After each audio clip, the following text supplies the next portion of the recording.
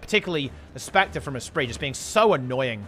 Like with this dual attack in particular, right? This endless night attack, very, very annoying to deal with. Oh, and yeah, the Tempest gets isolated. Xeon about to go down there as well. Yeah, Grimjack finds this kill with that Catalyst, makes it happen. Dagger, dagger. Honestly, seriously, what build diversity? This is actually insane. Look at all of these builds that are seeing play. Has CMC actually done it? Were we wrong to doubt him? Is CMC the true God Emperor?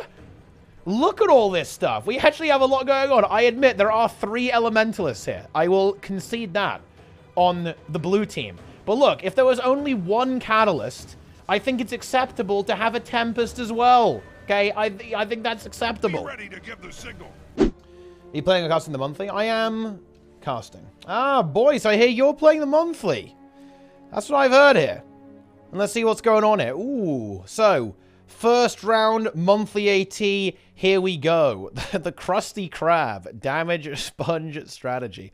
Look at this. Look at the Choyas. They actually have 2 teams. They are taking over. I think that's pretty funny. I actually see a few names here. We have Vibrian making a team here. Zeal, of course, that's the Frenchies. Let's see. Do I see anything else that looks interesting? Chunsu as well, actually. Ancient Contenders, of course, here too. Okay. I think we actually do have some rosters here. Let's just see who's playing. Okay, wow. We've got some serious edgelords here. Suicide Squad, Black Parade. Are you kidding me? That is actually unhinged. Voice is very excited to play. I've been captured. I like that. That's good. Yeah, very nice. Very, very nice. Huge. I am unbeatable. Yes. Look at this. That's what I'm talking about. What a good name. What? And he's on the Black Parade. And he's unbeatable. I like it. Okay, let's go check out some of these teams. Let's see. Who's Chunsu playing with them? What we got? You got Necromorph there with the Prime. Boom. Nice. Yeah, this is a very nice team, actually. We have Chunsu, Tempest. You can see here. Wow, okay. We have Fly on the Daredevil. It's going to be critical strikes, right? Yeah, here we go. Big damage Daredevil. Floody, okay, or as he is more correctly known, FLXXDY here on the Scrapper. Yeah, whenever there's an engineer build that's seeing a lot of play like this Scrapper setup, Floody is sure to return. I think he also likes Slick Shoes as well. So he's obviously a big fan of that. Blanca, another big ultra scuffed player here, playing the Catalyst. Boom. Pretty interesting outfit, actually. That's good for Elementalist. You know, the character is a rock. And Xeon on the Untamed. Yeah, it turns out that Signet of the Hunt, very good ability here, as you can see. Gives you that unblockable and super speed attached to it on a very short 20-second cooldown. And this has kind of been, you know, I think people thought that Untamed was going to get completely obliterated, and in some ways it absolutely did, of course. Having that lack of that instantaneous teleportation significantly weakened the build, but turns out Signet of the Hunt, also pretty damn good at making it happen. Oh, hang on. Wait, this is like some kind of Tyrone build here. This is actually Burn Guardian. Burn Core Guardian here from the blue team. Now, I'm probably not going to watch this game, as I'm not going to lie, Red are probably going to dominate really hard, but definitely interesting to see what the hell's going on here. And we actually have a Fly going over to the Scrapper again. I'm not going to lie, I actually suspect that that's actually just for farming purposes, to simply end the game quicker, and just bringing more damage, and maybe Fly wants to just play, you know, just wants to play a bit of NG, right? I think it will be Thief later on for Fly, I believe, although Scrapper is indeed incredibly powerful. You know, it's funny, there was one guy in the, you know, I think it should be illegal to main any one profession. And let me explain why. I had an NG main, obviously. NG main. And they said, Teapot, why are you saying it's a good that they nerfed Scrapper? Scrapper is terrible and unplayable. Nobody plays it in ranked or competitive play. I main NG, and you have no idea what you're talking about. Red team got a capture point. Meanwhile, Scrapper is just running amok, dominating ranked and even automated tournaments by nading people out of nowhere into oblivion. Okay? That's what's happening here. And that is why you should not be allowed to main anything in this game. And yeah, we do have a mistake. Baxter is attempting to play Reaper. And there are actually a few Reaper builds around now. This is actually the power build, the spike build. There is a combi build going around right now too, actually. I think Naru was trying to play this in the last monthly. Didn't work out super well, but can certainly do pretty well into certain builds. I don't think it does really well into Catalyst, for example. But I'm not going to lie. Reaper is bad. And it's not going to work very well. You can definitely get away with it in ranked a little bit. I've had some good success with Reaper in ranked. But into teams that know how to punish it and are going to pressure you, you are going to feed and do absolutely nothing. And that's kind of what we see here. Coming through from poor old Baxter. We have the other Necromancer alive here too, and it is another power one too. A very, very aggressive high DPS composition coming out from the red team here, but I don't really think it's going to do much because that is going to happen to you, right? Necro is just kind of slow and fat and just doesn't really have the sustain to survive. In this current meta, if you don't have some kind of active defense, so distort, block, stealth, big mobility, evasion, that kind of stuff, you're dead meat. Right? You're going to get absolutely farmed. It's not going to be good. You are going to get deleted. Grenades, Lamau. I don't use grenades. I am an Elixir Man engineer. I only use elixirs. I use Apothecary armor stats and Rune of Antitoxin to craft the best elixirs in all of Tyria. People often ask me why I have no weapons equipped. I don't need a weapon equipped when I'm using my elixir gun permanently. When I join a raided strike group, they ask me what role I am. I say Elixir Man. I like that. That is something. Yeah. That's content. That's content, guys. But anyway, here we go. The game is progressing here. Seems to be a little bit of a matchup here. I kind of suspect this isn't quite as close as it maybe appears for now. I mean, the double Reaper can certainly, it can certainly pop off when we have that team fight happening. The bell is now up, so let's see who's going to be going for that there. We each have a kill against blue team too. Fallon is in the downside, now fully bleeds out. So there's a bit of an opportunity here for the red team to make something happen. Let's see if they're going to go for the bell. They're actually not going to go for it just yet. The support guide is going to do so, while these Necromancers with the Revenant are going to push over here. Renegade. This is Belzdar. Oh, it's Belzdar. Of course it is. Embrace the dankness is Belzdar here. I think Belzdar is a big Rev fan, but I think does like Renegade. Maybe in particular even. I think likes kind of like the Condi Herald build, also the Renegade build. So Renegade getting buffed somewhat significantly. A lot more might uptime, I believe, for PvP. It's kind of, it's here. Salvation build, the Salvation trait line. Once again, rearing its ugly head here on Renegade. CMC tried to remove it, but unfortunately, it appears to have not worked out just yet anyway.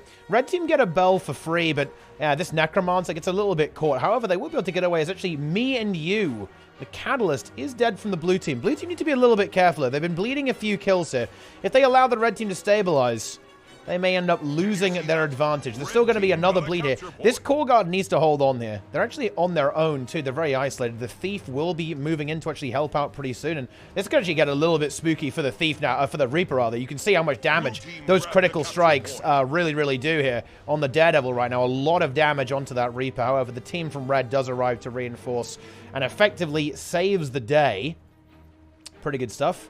Fallon on the Hollowsmith build, tries to wriggle away, does so. Of course, very high super speed uptime on this build. Quite a slippery thing to try and hunt down. And got some good defenses with the toolkit as well. Let's see if he's going to try and re-engage into this fight and try and pick up a kill. Looks like the answer to that is going to be yes.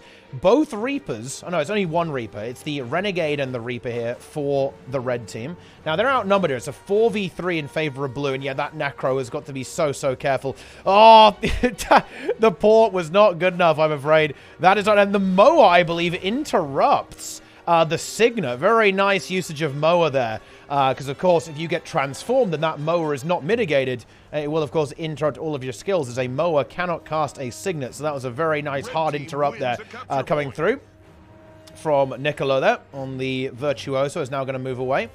Yeah, Reaper does not really want to be fighting into that. Way too much mitigation for the Reaper to do well. Baxter going for a relog. Let's see what that's going to be. Embrace the Dankness now falls. Red team do have the double cap, though. Bell coming up, and it's going to be a Chronomancer relog, actually. And that's an interesting relog there. Getting away from the Necromancer onto something significantly more durable, a conditioned Chronomancer build here. This is actually the Chrono build that's pretty common. It's popped up relatively recently and is now a bit of a menace. Ooh, Con is down. This is a bad time for Con to be dead because no support for Red is not going to be much fun whatsoever for this Necromancer. Oh yeah, and decent Necromancer in a little bit of trouble here. It's kiting pretty nicely here, but unfortunately, the Mesmer is not going to be having any of that. It's going to chase it down. This heal skill, though, very strong. 16-second cooldown on that shout is going to be producing a lot of healing output over time. But, oh, an 8k crit comes through from the Thief. This is not looking good whatsoever. It should be a blue team Bell, as that's going to be a kill here on Zenvo and decent Necromancer. The Thief finishes that kill off, and then we'll, of course, be able to immediately plus into this Renegade. This is scary. I mean, this Renegade build is pretty tanky. Has a lot of damage reduction, of course, double heal skill, and the usual defensives that Revenant has access to, but I don't think that's going to be enough here to survive. Wait, actually, I mean, kind of nearly pulls off the 1v2 there. I like to see that. Bellstar popping off, bringing some big energy here. Fantastic stuff. Actually, definitely keeping this game competitive. A nice hold by Bellstar. Not dying there was very, very good. Has, of course, used a lot of resources, but now that Connor's arrived, let's see if anything can happen. Oh, well, that's a bit unfortunate. Red team were not contesting that, and therefore they do end up yielding the Bell to their opponents. That's pretty bad, too. They would have loved to get that, seeing as they got the first Bell for free. That would have given them 50 points if they could have pulled that up, but unfortunately that's not going to happen. Catalyst from me and you is getting healed up, and the Obsidian Flesh is going to be very handy. Bear in mind, you cannot do double Obsidian Flesh anymore, as Elemental Celerity in PvP does not reset your cooldowns. It simply reduces them by 25 seconds in PvP. And that kind of really reduces the uninteractivity of this Catalyst build. An attempted revive there. And of course, Virtuoso does have that res trait for some very nice revive power, but it's not going to be enough. The cleave onto that squishy Elementalist is a little bit too much. And yeah, a bit of a catastrophic fight here for Blue, actually. You know, that Reaper really connected there, I think, in combination with the strong crowd control and mitigation effects here. But Blue are able to actually get a kill on Baxter. Is that going to be revivable? I don't think it is. Yeah, here comes the stomp there. There it is. Fallon very low, though. Yeah, people, I mean, it's kind of what I expected, right? People are dropping left and right. A lot of DPS in the game currently. Like CMC, I think, you know, we're going to meme on CMC, but I think he's done a pretty good job in kind of reducing the sustain, right? I think he's very conscious of not allowing a bunker meta to exist. Definitely a lot of action, a lot of kills. Zenvo very, very low, but Con is here and Acid is down, so Red team are going to be able to pick up this fight here, and Blue team are going to have to disengage. They disengaged somewhat effectively, though. Spocker did die, which is pretty bad. Like, having that Thief removed from play is definitely not where we want to be. Not ideal whatsoever. But now Blue team are back. Support guard back in the mix. This Bell is going to be a big deal. If Blue are able to pick up a kill and then swiftly grab the Bell, they should be able to pick up a victory here. But Red team, once again, have the side nodes now. Fallon is having this 1v1 into the Renegade. Let's kind of keep an eye on that and see how that goes. Could be impactful. A lot of damage from that Renegade. But I think Fallon actually has the edge. If he can land that crowbar. Oh, a good, very good block there by Bellstar. Ah, but the unblockable Elite into the Sword 3. Oh, no! But the Necro comes in with a Spinal Shivers. Donkey Kong goes to the res, but the Thief interrupts it. I think this should be a rally in favor of Blue. This is a big deal. Oh, yeah, I think it's going to be both res, actually. Yep, there it is. Hand res, of course, and the Signet from Donkey Kong is nice. So a bit of a reset there. That was a very good recovery by both teams, to be honest. And now it's going to all come down to this massive fight. And actually, Blue are already very, very pressured. Low health bars here across the board. And the support guard is isolated. Oh, no. This is a bit of a miscoordination here by the Blue team as they end up losing their Catalyst and Fallon now in the downside. Of course, the revival... the res did not come through. That was a Vapor Form. And that's going to be a free Bell for Red. Red are going to get back into this. Oh, no. A bit of a fumbled engagement there. They just took a lot of damage while trying to get away. They tried to get away there.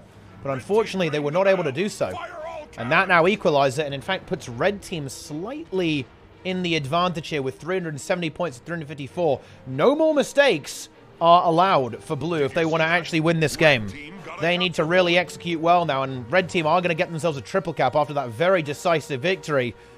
So here we go. Blue now have got to make something happen. They do have the Thief, and that will give them a bit of breathing room, as that will certainly give them some ability to apply pressure on the map somewhat effectively. Here comes the stealth, and here it is, but it's 400 points. Blue have got to go now. They need to neutralize this game immediately. Otherwise, they are done. Of course, well, it's the first round, so it's only Swiss. They're not dead yet.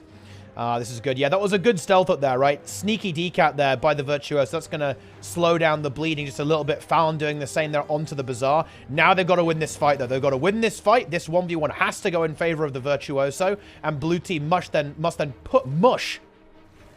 push onwards to mid. Red team doing a good job stalling this, though. You can see that they're not really committing to the fight. They're, in a way, they're not allowing blue team to commit to the fight. However, Spocker has been able to slip by, and that will neutralize this completely. However, ooh, draw 2 card in a bit of trouble. Yeesh. I don't think have anything gets the teleport away, but it's not going to be enough. I think the Reaper should be able to find that kill, yeah. A Reaper +1 can be brutal, by the way. You might not think of this as like the, oh yeah, you +1 on Reaper all the time, but you've got to watch out for this. Right, Reaper, if you're in a 1v2 against a Reaper, you are really unhappy because it will free cast on you, and that damage output is going to be completely ridiculous. And yeah, I think red team are looking really good. That bell popping up right now is going to be bad. Really, really bad, actually, for the blue team, because that's another objective that they have to contest, and they're not going to have a good time doing it. And this Virtuoso simply was not able to recover. Will this revival come through? I mean, they kind of have to commit to it. If they're a player down at this stage, this game is going to be completely over. And I think that's going to end it. Red team are going to make it happen. The ancient contenders are going to fall here after a very, very strong start, actually.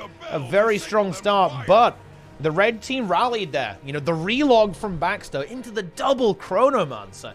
And you know what? I'm not sure if I'm terrified or happy to see Renegade back in the mix. I know this is a build that has caused a few problems historically, but here it is once again. It actually looked to be performing pretty well there. It was handling its matchups quite nicely, to be honest, and putting in some work there. Of course, it's definitely a very good player handling it, so I think it's going to work out no matter what, but you get the idea. Pretty cool stuff. We're getting a bit of build diversity here, guys. Maybe we need to believe in CMC, guys. Now we do have 55. I want to check this roster, actually. Let's see what we got. And there versus the Dancing Choya Gang. Look at this. This is crazy. The Dancing Choya Gang is actually half of the PvP scene. Are you guys seeing this? 1, 2, 3 teams from the Dancing Choya Gang. Wow. And actually, I think Zealot into Chunsu are going to take... I think we're going to watch that game, but we'll see what 55 is. We'll see what 55's roster actually is. Because I don't know who they're playing with. I think Boyce is playing, but who else? That's the question. Could it be the legendary Syndrana return? Could that be the case? I don't know. We'll find out. Yo, Sneb with the tier 1. 32 months in a row. I love to see it. Yeah, that's a good story, Sneb. I feel like maybe at one point we have to tell that story. But yeah, what do we got here? We got Zealith. We have Kill. Oh! Now that's big. This is actually huge. This is content here. We have Zealith. We have Kill. We have Grimjack, Pain, and... this is a Spree's ult account. Spectre God X. This will be an exciting matchup, I think. I will just briefly check on 55. We have the NA invasion of EU. That's going to be fun. Oh, wow. Oh, whoa. Whoa. Misha is back, actually, with the Kuma setup as well. On the Chronomancer. All Wells Chronomancer. Now, that's content. So we actually have a big roster here. Wow. Okay, 55 is back. We have Boyce, not to be confused with Zan, who is also here on the Scrapper with the Shredder Gyro. This is the other variant. I think some people play with Slick Shoes. Some players are going with the Shredder Gyro. Frey on Support Tempest. Draza on Scrapper. Again, so we actually have the double Scrapper coming through here. And one Dodge Man, Misha, a.k.a. the Master Disaster. I thought this guy hard uninstalled, but no. He is back. And Boyce on the Untamed. Of course, Untamed, indeed a powerful setup right now. You can see the build that Boyce is running here. It's pretty good. But anyway, let's go look at the other game, because this game is probably going to be quite favored towards rank 55 Dragons, I would imagine. Let's go and have a look at something that could be very competitive, which I think is this one. I hope Misha wins XD.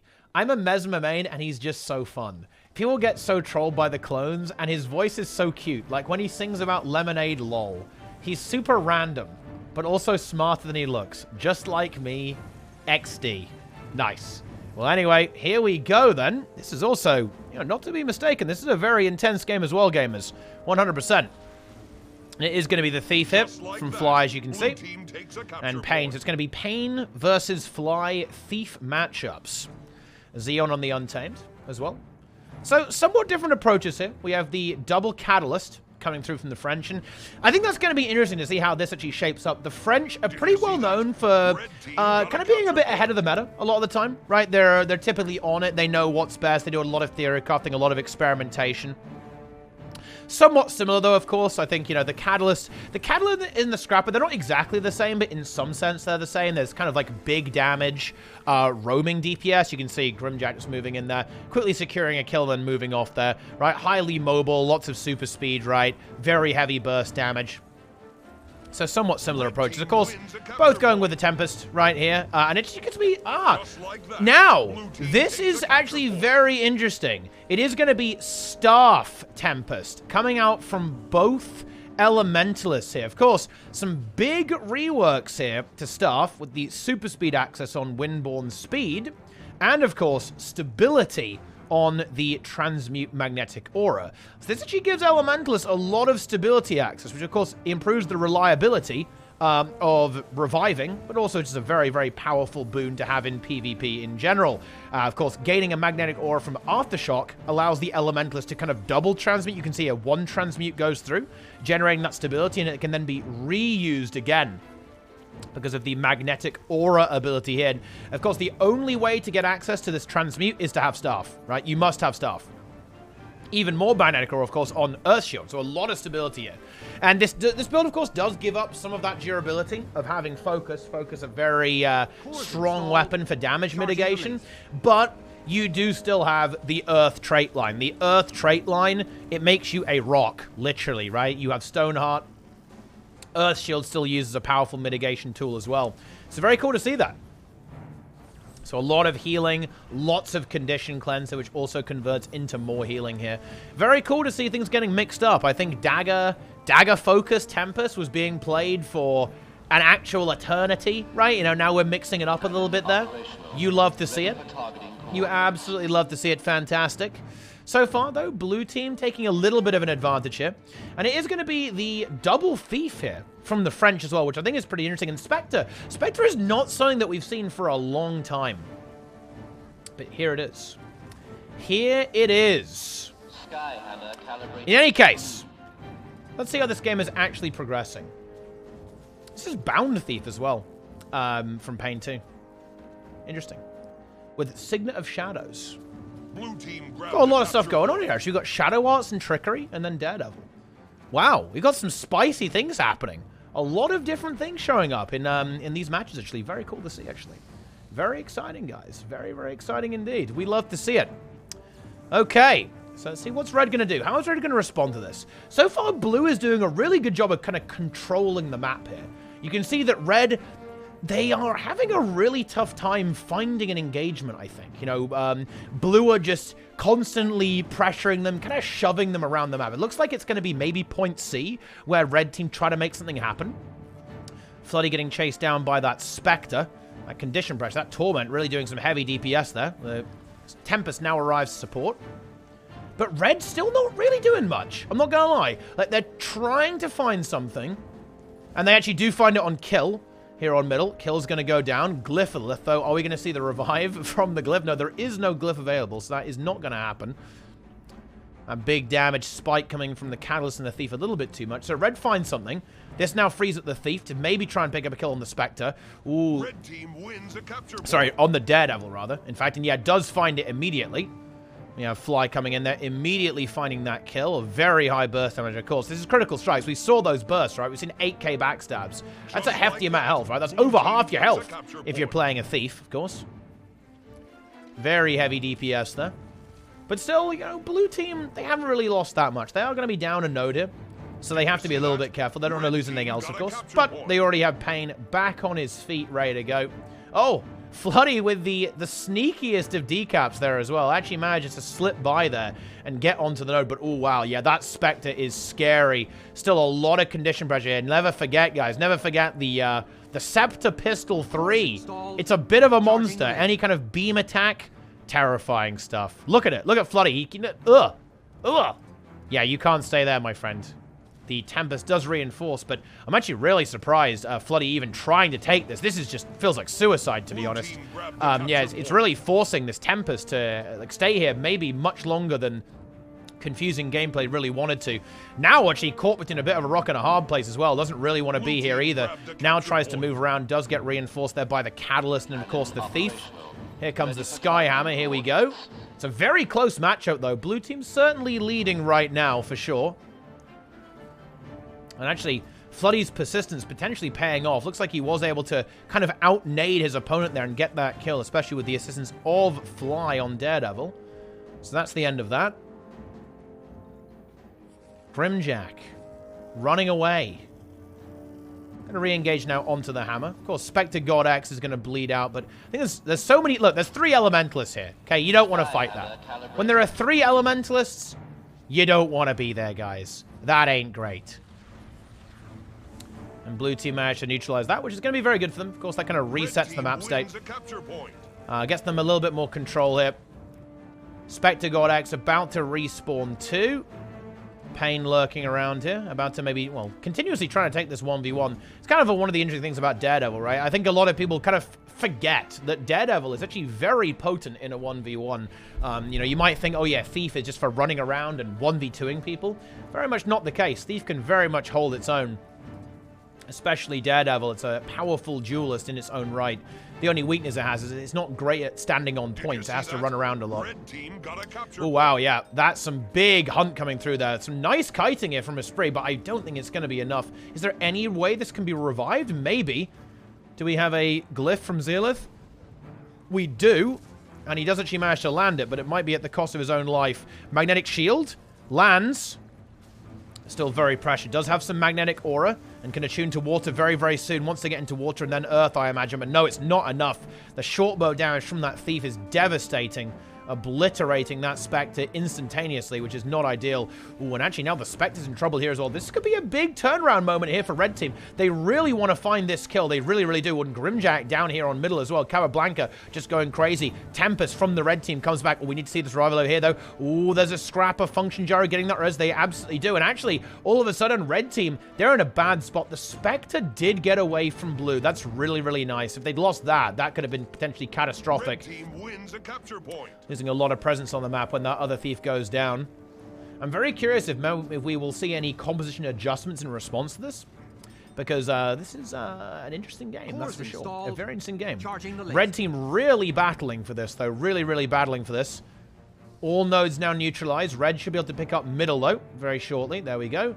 We kind of have this duel over here. It's going to be Tempest versus the Thief. This needs to be liberated ASAP. Tempest does not want to be here. Xeon does get taken out over there on point A.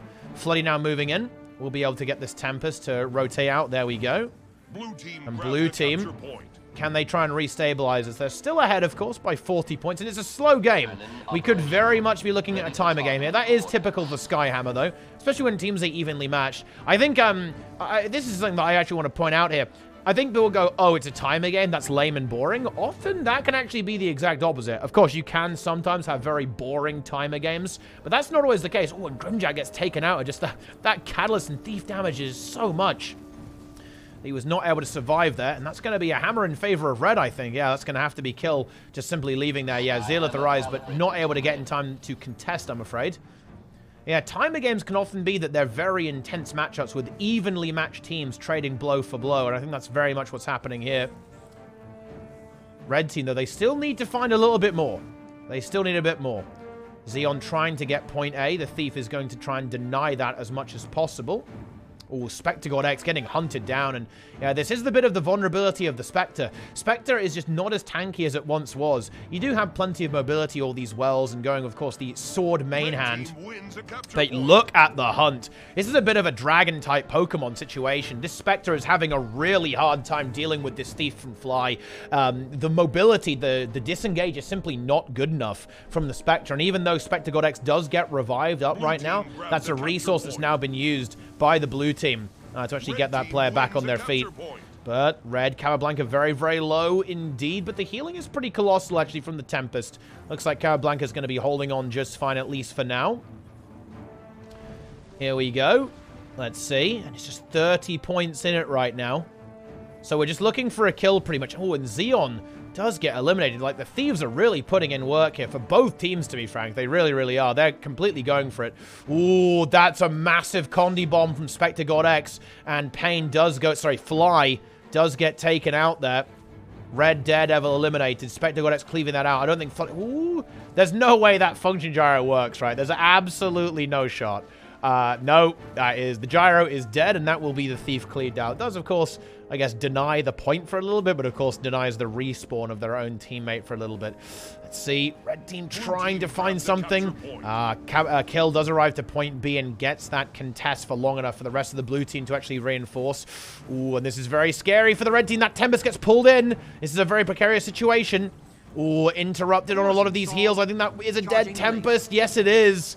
That's pretty bad. Is there any way this could get revived? Maybe with some kind of stealth? A stealth revive, potentially? They did manage to execute the stealth, but I think the cleave is going to be massive. Yeah, poison gets applied. That revive is not going to happen.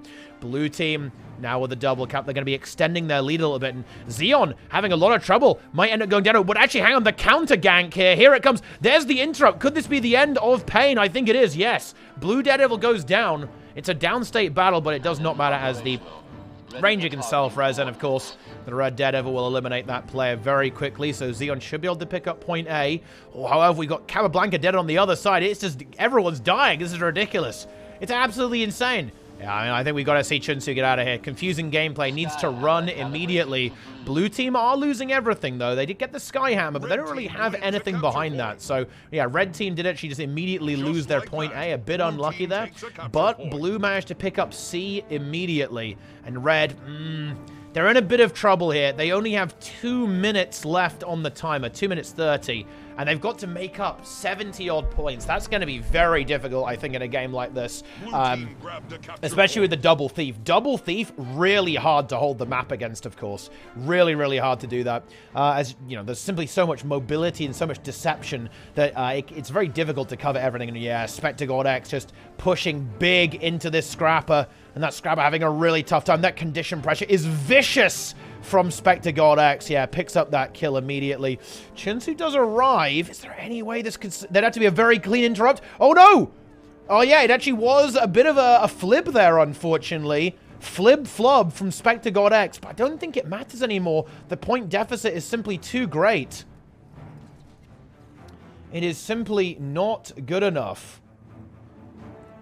Secret Source pick. Staff got a bit of a rework buff. It has super speed, more healing, and stability now. Stability. And you can splash allies, too, with your water heal. Look at this. Super speed on Windborne speed. Very juicy, yeah? Very tasty. Very good. And, of course, it still has all the usual goodness. The usual goodness of, you know, your... projectile destruction, revival. Wonderful. Absolutely wonderful. Yeah, this is Pain. Also known as Berserker, I should say, actually. Berserker Guild Wars 2. All right, here we go. I mean, the game is over. Yeah, it's over. Very interesting, though, actually. This was a very strange game. Oh, wait, he ran into Pain again. Okay, well, fair enough. He's Pain again. I like that. That's good. It was a very interesting matchup, actually. Like, the way this game was playing out was very interesting. You know, we had Pain pretty much pushing 1v1 the entire game, right? Into that Untamed. Spicy. Very spicy indeed.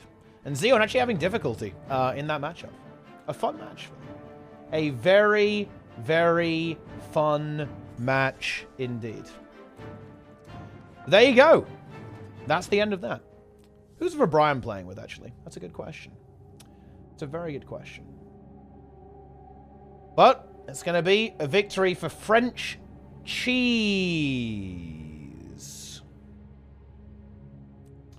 French cheese makes it happen. Spicy. So then those are going to be the main teams, though.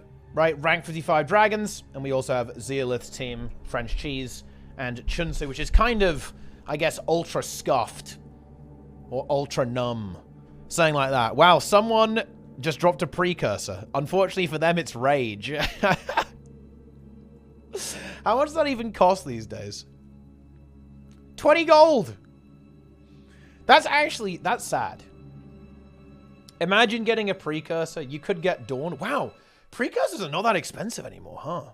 Interesting. They're not expensive.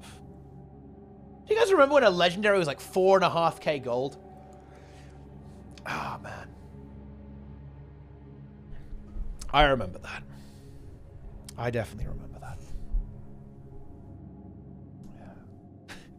Yeah. You know, this reminds me.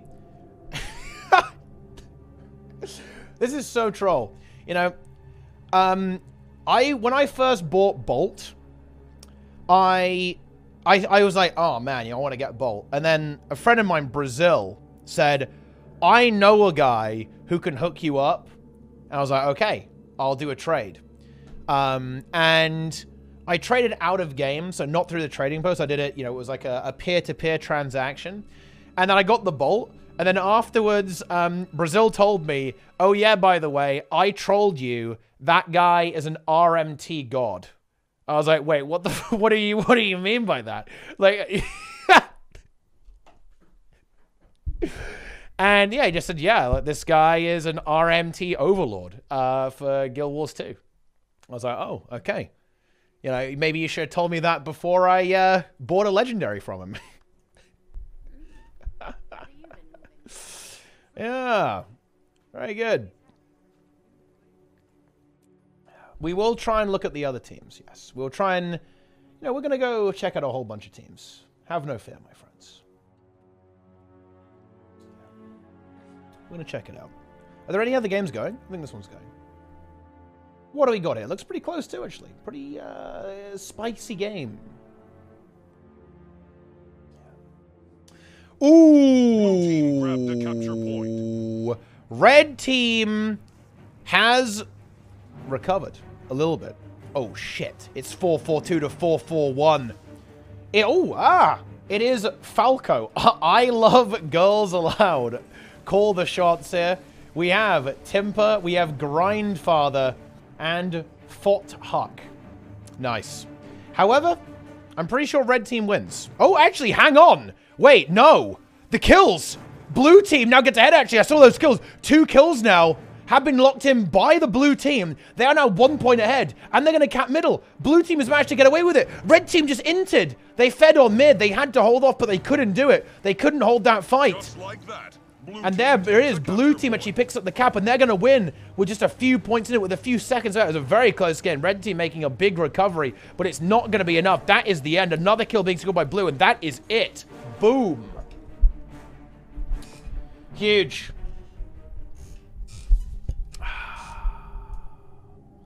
And there you have it. A big win. Blue team. Wow, they really had a tough time though. Look at that. You can see that blue team really struggled.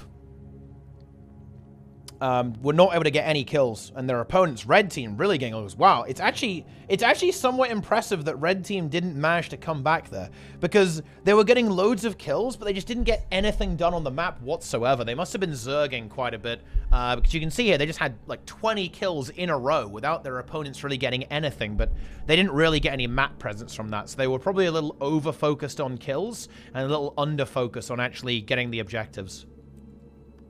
A classic situation, my friends. An absolutely classic situation. Now, the big one is going to be 55 encountering Zeolith, of course, or the Chinsu team. That'll be happening pretty soon, I'd imagine. But let's see what else we've got here. Let's see what we got. I kind of want to see the Krusty Krab. What, I mean, what are these games? What are these games? Let's check it out. Let's see what we've got here. Okay. Send Gizmo. Role player scrub. Not much to it. Server restart. Nice. Okay. What's this game? Let's see what we got here. But yeah, I actually want to see who Vibran's playing with. That's a good point, actually. We're going to try and find that. Yeah, this is probably going to be a tough game for poor old Red. Unlucky. That's going to be rough. Who is Vibran playing with? Let's check it out. Ah, I see.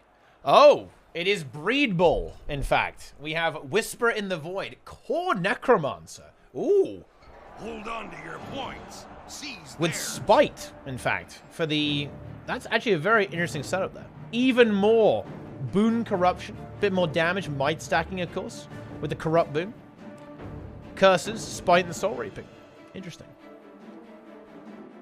Well, there it is, I guess. And normally when you play Core Necro,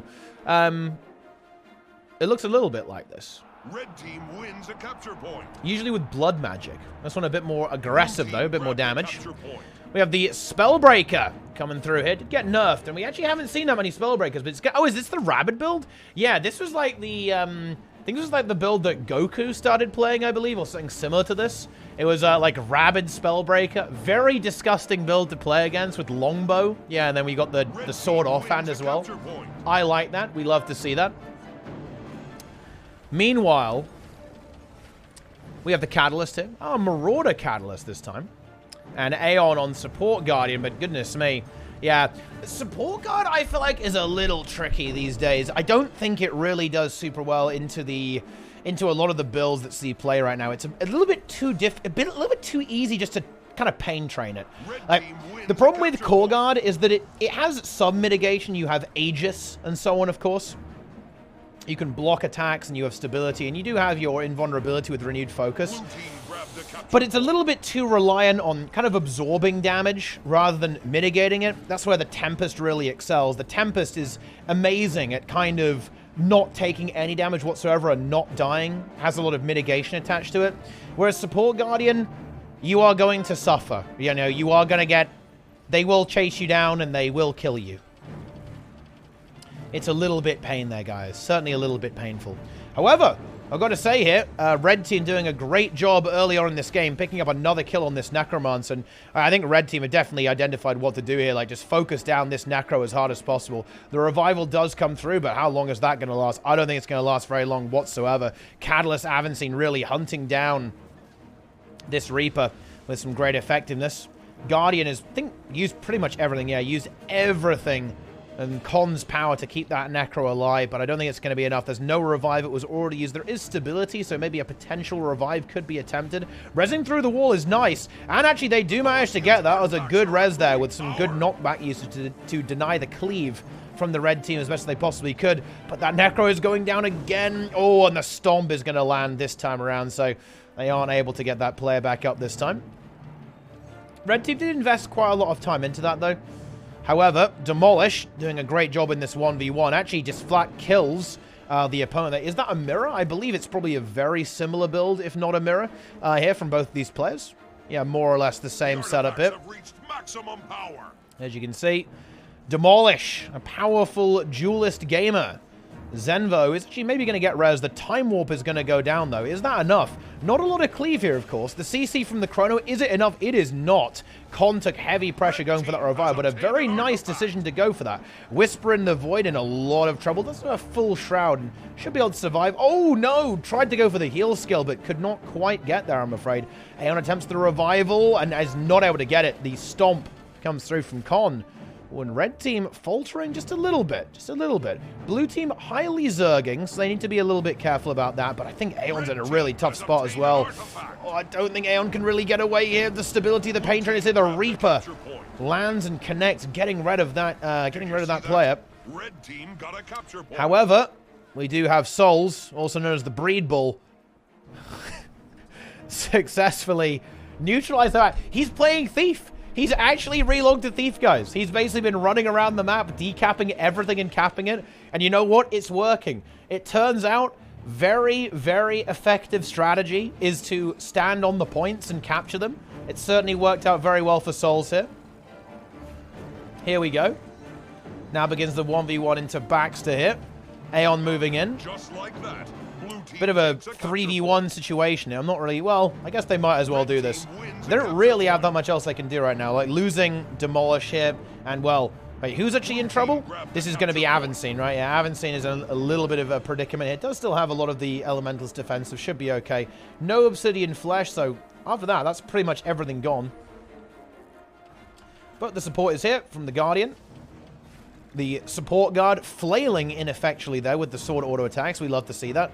Oh, that core necro gets absolutely battered. Has a full shroud, which is pretty big. Gets a lot of corruption going down there. And the Plague Land is going to be a bit of a buffer. Can't really go into contact with that. Like, you cannot melee when you're in that Plague Lands. The damage output is going to be colossal from all the stacking conditions.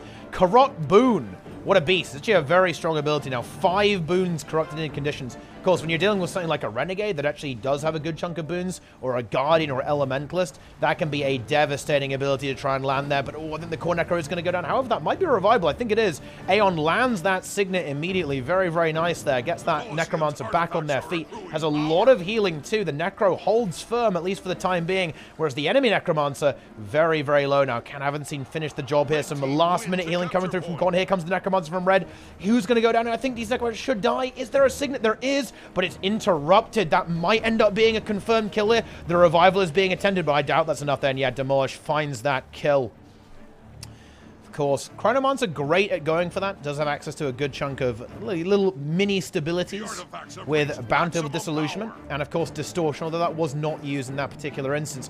Oh, Necromancer is down again. However, I think the Stomp is a little bit quicker from red. Or the interrupt that she denies it just to make sure they're in Zenvo now in trouble as well. Yeah, red team picking up a big advantage, I think, in this match. Picking up another kill. 3 kills. Very big. Now, red needs to confirm some value from this. Looks like they're going to play it relatively safe. They just have Souls positioned to receive anyone who comes to fight him off respawn there. And going to secure the sword buff. There we go. And that's going to be devastating. This is going to be a lot of damage. Necromancer very low from red. Probably wants to kind of disengage here. That's a lot of healing from the Guardian, but with Necro, you are basically a sponge. You want to be at full health, right? That's how you don't die, pretty much. If a Necro gets low, it's very hard for them to get all of their health back. Aeon takes a bit of a beating. No need focus just yet. Will be up in 15 seconds, though, so as long as she plays relatively safe, we are in business. Can probably start thinking about going, yeah, tries to break combat, but not quite able to do it. However, the Renegade actually gets eliminated in a 2v3 situation. Just caught off guard a little bit there, I guess, by the damage output from the Catalyst and the Necromancer. Aeon now moving back in, and oh, this Reaper in a lot of trouble. Very nice line there by Con, blocking combined with that Fear highly effectively. Rich Flex continues this 1v1, actually doing a great job in it, at least so far. A Spellbreaker putting in the work. Will now actually be assisted by Demolish, and that might convert into a kill. Baxter does have Blink, so I think the Chrono might be able to get away. Oh, it's just going to commit to it. Okay, fair play. Maybe calculated that didn't think they were going to survive. Oh, actually had the shield. That's why they did that, I guess. Now has the Blink to disengage if they so desire. Here we go. Yeah, has that well. This is probably going to be a bit more trouble than it's worth to kill. Yeah, Demolish simply leaves after this node has been captured. So now, of course, Souls can just continue to 1v1 on his own node, which is where he wants to be. Decent Necromancer. This Reaper getting smushed yet again, unfortunately. And the sword buff finishes the job? No, doesn't. A very swift arrival. If you are quick with that res, you can deny even the sword buff. So very well played there by Con. getting that Necromancer back on their feet, but they're so low, unfortunately. Look, 12% health left over, and they're just downstate again. This has got to be such a frustrating... I'm not gonna lie. This has got to be so annoying for the Reaper. The Reaper's like, they won't leave me alone! Get them off me! But unfortunately, the red team says, this is a PvP. You know, we're allowed to attack you. There are no rules. There's no honor.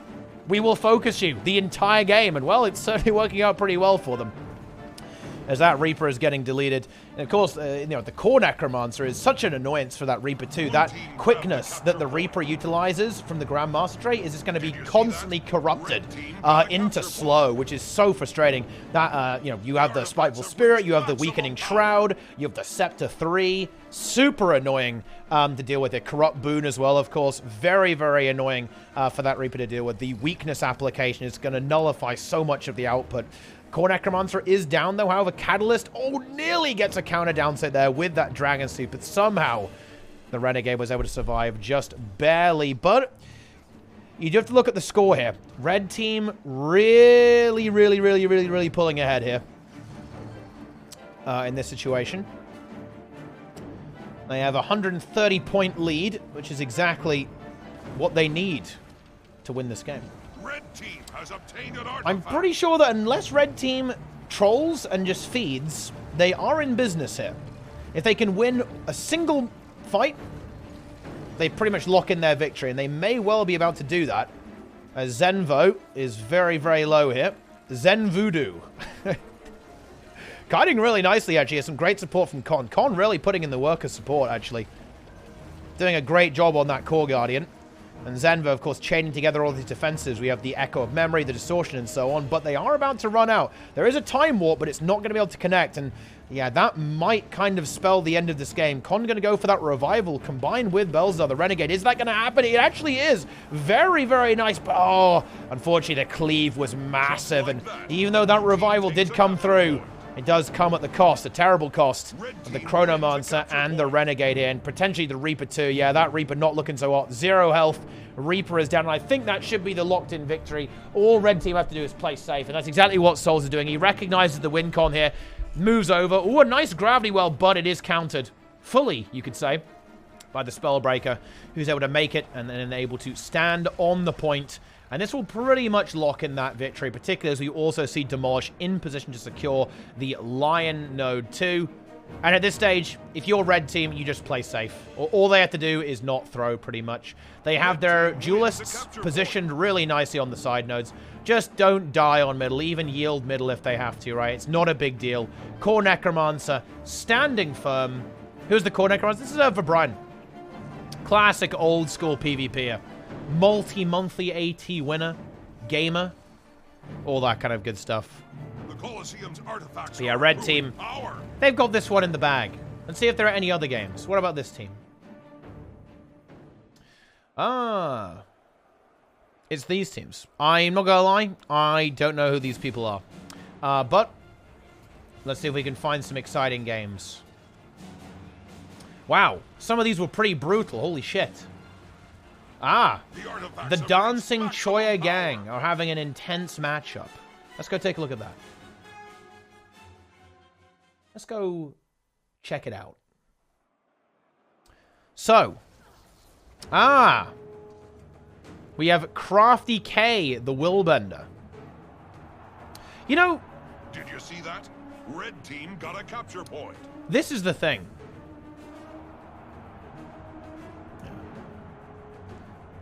There are so many elite specs. It's impossible to have them in every single game. I think we've actually seen some surprisingly good build diversity in this monthly AT. There's a lot of different, even amongst the really try-hard teams, each team has a bit of a unique take on the meta, I would say. There are a few, you know, recurring suspects, right? The Tempest is, you know, that's not going anywhere, right? That definitely is the chosen support. But a lot of these teams have some very different approaches. We've seen a lot of different elite specializations, which is pretty cool stuff, if you ask me. Very cool stuff. Yeah, a lot of variety.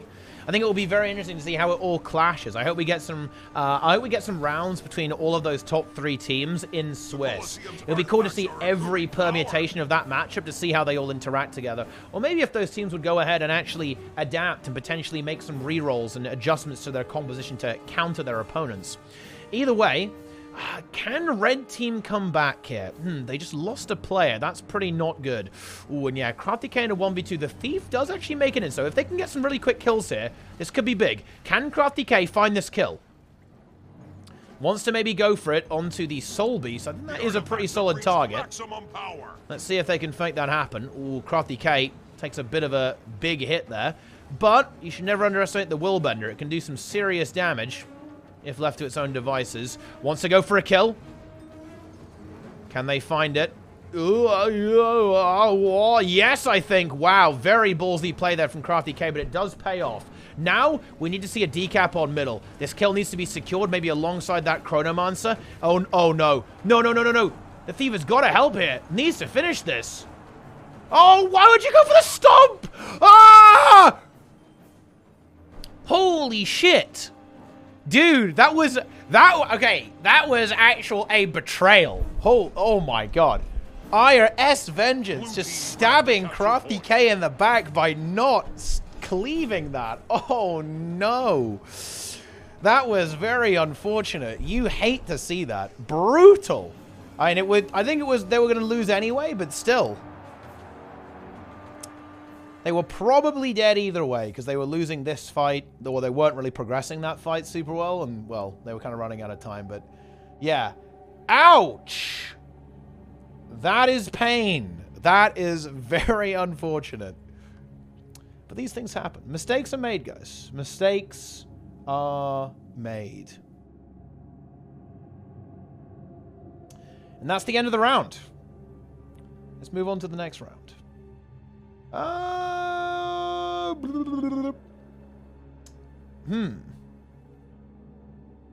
Paper versus chocolate. That's kind of a funny matchup name, I guess.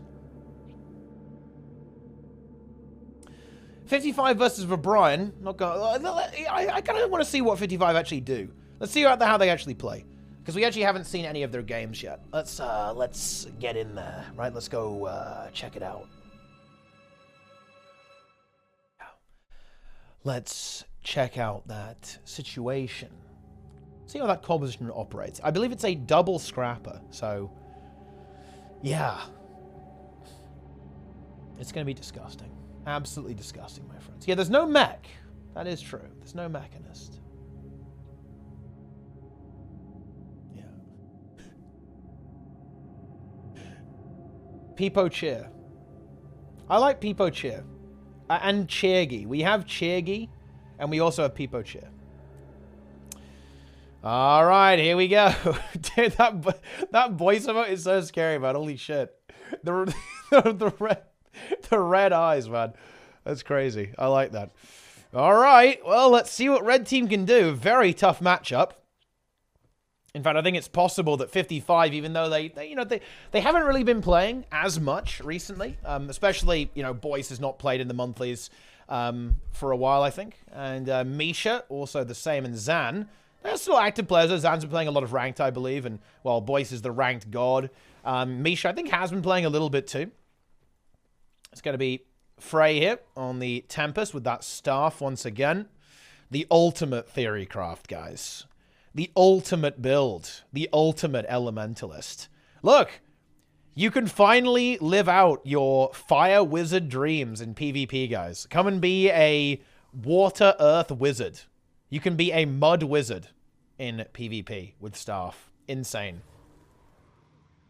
You love to see it. Nah, Draza is actually going to go for the Catalyst here. So it's going to be one scrapper from Zan. The Shredder Gyro variant with the grenades, of course. Very big damage.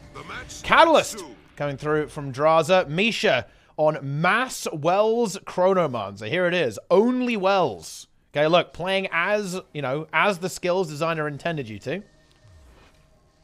Frey, Tempest, Standard. Boyce on the Untamed here. This is the brand new Untamed build here.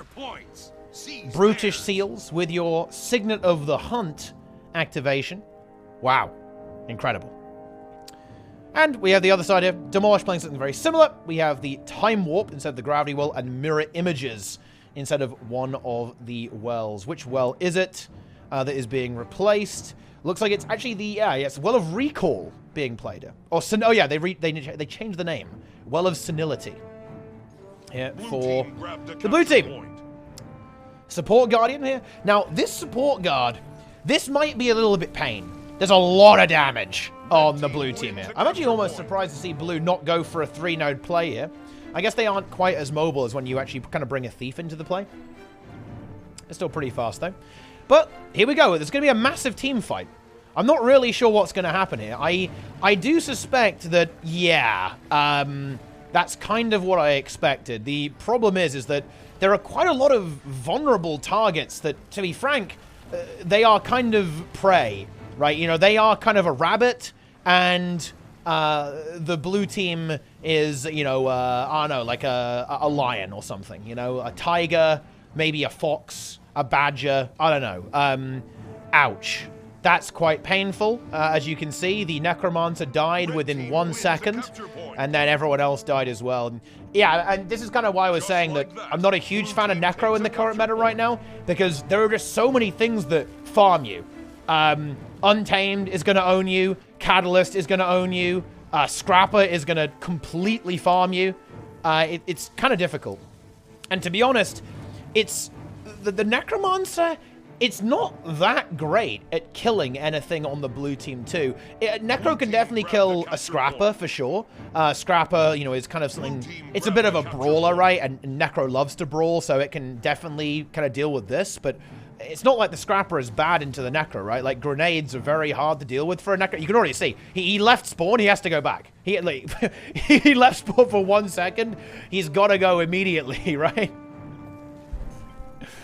And yeah, this is obviously going to be a bit of a rough one. 55 have secured themselves the triple cap now, and well, I mean, they're very well known for their team fighting power. They just have obviously very strong overall mechanics, and I think their comp is very oriented around that team fight. Although, to be fair, Time Warp is awesome in the team fight too. You know, that chill, that slow being applied, super annoying. And of course, the super speed, very impactful for allies. Drop that on a node, super hard to deal with for the opposing team. But all these wells, this is kind of what's interesting about this Chronomancer build too, of course, is that it actually does bring some value to the team fight, right? Not only can it heal and remove conditions, a decent chunk with all these wells all have a little healing effect and even apply Alacrity. They're also AoE and deal powerful effects to the opponents. Gravity Well, one of the strongest, most iconic control effects in the entire game. Of course, Well of Senility now has a Daze component and removes boons as well in these situations. The loads of Aegis application from Well of Precognition, even restoring endurance to allies, of course, right? And the weakness application from Well of Calamity. Quite a versatile build, can really bring some value to the table in a lot of scenarios here, not only as a 1v1. Draza is XX Bloom XX.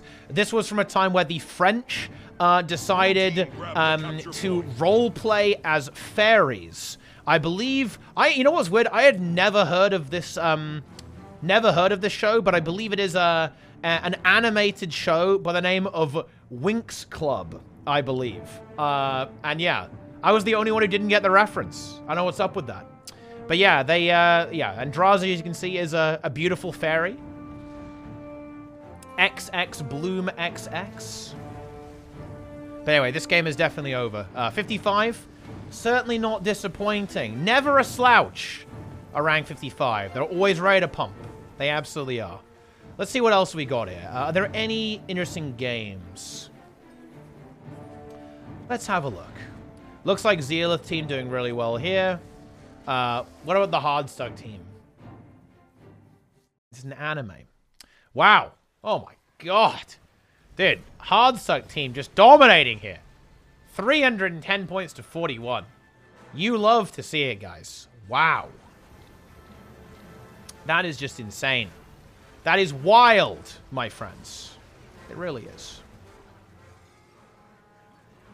Well, there it is, I guess. Let's go ahead and move on to the next game. Blue team grabbed a capture point. Yeah, a lot of these games are a little more one-sided. How about paper versus chocolate? Let's see what we got it. Paper versus chocolate is now happening. Okay. I see. Yeah, we actually have some pretty big gamers here. We have Benny. We have Maya. Maya Moo. We have Mamayas. And this guy. Perfected Susanoo. Maybe. Again, on the condition damage Spellbreaker build.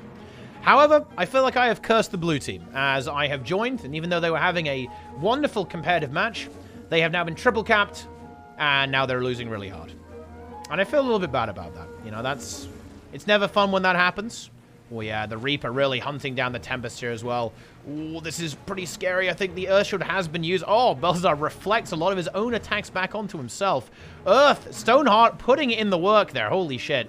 Denying all of that critical damage. Of course, Stoneheart means while you're attuned to Earth, you cannot be critically struck, which is devastatingly strong. Especially right now, the meta is very heavily power-oriented. A lot of power builds right now that are super, super strong. And that means if you can't get crit, you are going to be taking massively reduced damage from pretty much all of your opponents. Which is pretty big. Pretty big indeed. Impressive. Yeah, guys, I don't know about this, wait, is this some kind of, like, anime shit, guys? Look, you gotta understand this, guys.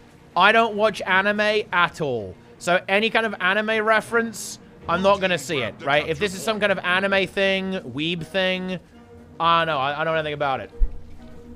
Okay. Yeah. I am not a weeaboo.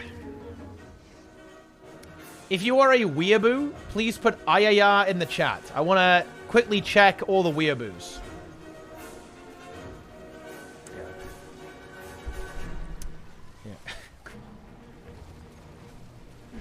Yeah. Wow, I mean, we clearly have a severe infestation here in the chat. We've got a problem. We got a lot of weebs. We got a lot of weebs here. Yeah, red team very much in control of this game, I would say, at this stage. Blue team takes a capture point. We do have a Renegade a little bit caught here, so the red team does need to reinforce the Renegade here. Are able to do that, though, and actually their support Guardian really getting battered, but does actually have the heal up in a few seconds. Gets a really nice port there. We'll have the heal. Can they actually get that off, though? Nice line into the heal skill. Is that going to be enough? It's a little bit precarious, I'd say, for red in this team fight. Oh, big connection from the Reaper, though. Lands the stun onto the Spectre from blue, and that should end up being a kill. Is there a glyph? Let's see if there is. There is. It does land, so the fight continues for blue here. They're not done yet, but the Guardian is now downstate on the red team. But the problem is this fight has taken so long, they've kind of lost the game while this has been happening. And actually, this could potentially be revivable. Like, there was not a stomp here coming through, any kind of finishing move. So, Con kind of self-reviving himself a good chunk there. Ooh, and there we go. There's the prequel. Well, now the Untamed does unleash a lot of damage. So, the fight will eventually implode against red. But the problem is that, yeah, I mean, it's 400 points to 179. That's going to be a little bit of a... It's going to be a tricky one, okay? To come back in this game. Baxter very wisely simply moves over here. Just going to stand on this point to hold that. Thief will try and be annoying. But blue only really need one node. Yeah, Zenvo over here just ready to contest into this to not let this Untamed get this for free, of course. That wouldn't make any sense, would it? That would make... That just is nonsense. Yeah. Con in position.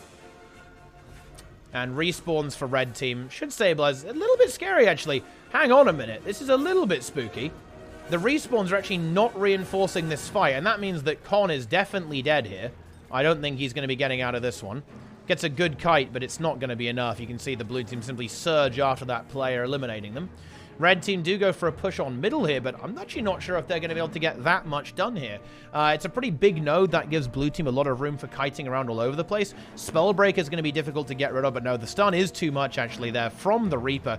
Oh, and Apsalar tried to revive, loses almost all of their health for that, though. That is not good. Gets picked up there by the Renegade, and even though blue team definitely showing a bit of a sign of life here, I don't think it's really going to be enough, yeah. And Zenvo being on this node is such a huge problem for blue. They don't have any response to that right now whatsoever. Very unfortunate stuff.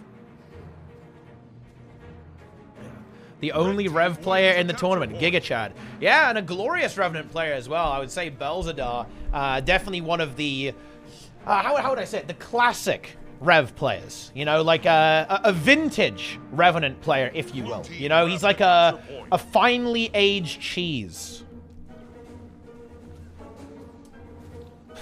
I'm not sure if that sounds like a compliment or not, but it is. Okay, it is actually a compliment. Zenvo gaming hard. Look at this Chronomancer. Wow. I mean, yeah. There's not much to say about this game at this stage. Just don't die. Just don't die, Red Team. You auto-win in like 1 minute. Keep it up. Great job. You're doing a good job here.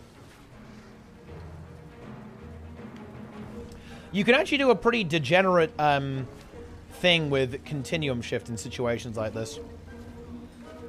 You can do like 3 shield blocks in a row. Because what you can do is you can use one of your shield blocks in continuum shift, cancel it, and then you can use it again. Because, well, it resets the cooldown, right? So you can get 3 in a row. It's pretty putrid. Pretty dirty. That combined with the precog. I mean, look at this thing. And honestly, the alacrity uptime here is very powerful. The alacrity uptime is super nice. You just get so much cooldown reduction on your abilities that you can just have such incredible uptime of damage mitigation. It's pretty good. It is pretty good. Oh, looks like, I think we're just waiting for this game to end.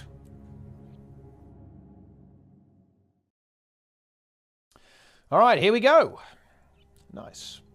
We did it. The round is over, I believe. The red team won.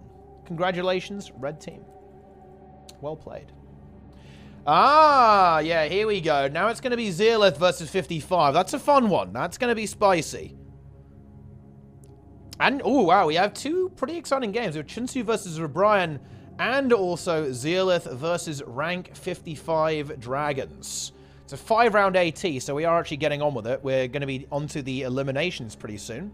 Definitely expecting to see all 4 of these rosters making it through, of course. But okay, let's see what we got here. Now, I think the big one is going to be 55, right? It's 55 versus French Worms, also known as French Cheese, also known as Winx Club. And that could be very exciting. Let's check it out. Let me in. Let me in.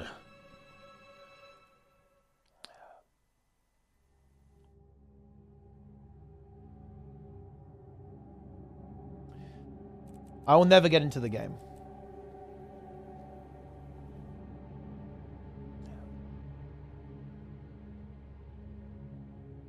Yes. Yeah. We're in. Ah, good map for it too, actually. Fun. Very nice. Very, very good. I like this map. This is maybe my favorite map, potentially. It's pretty good stuff.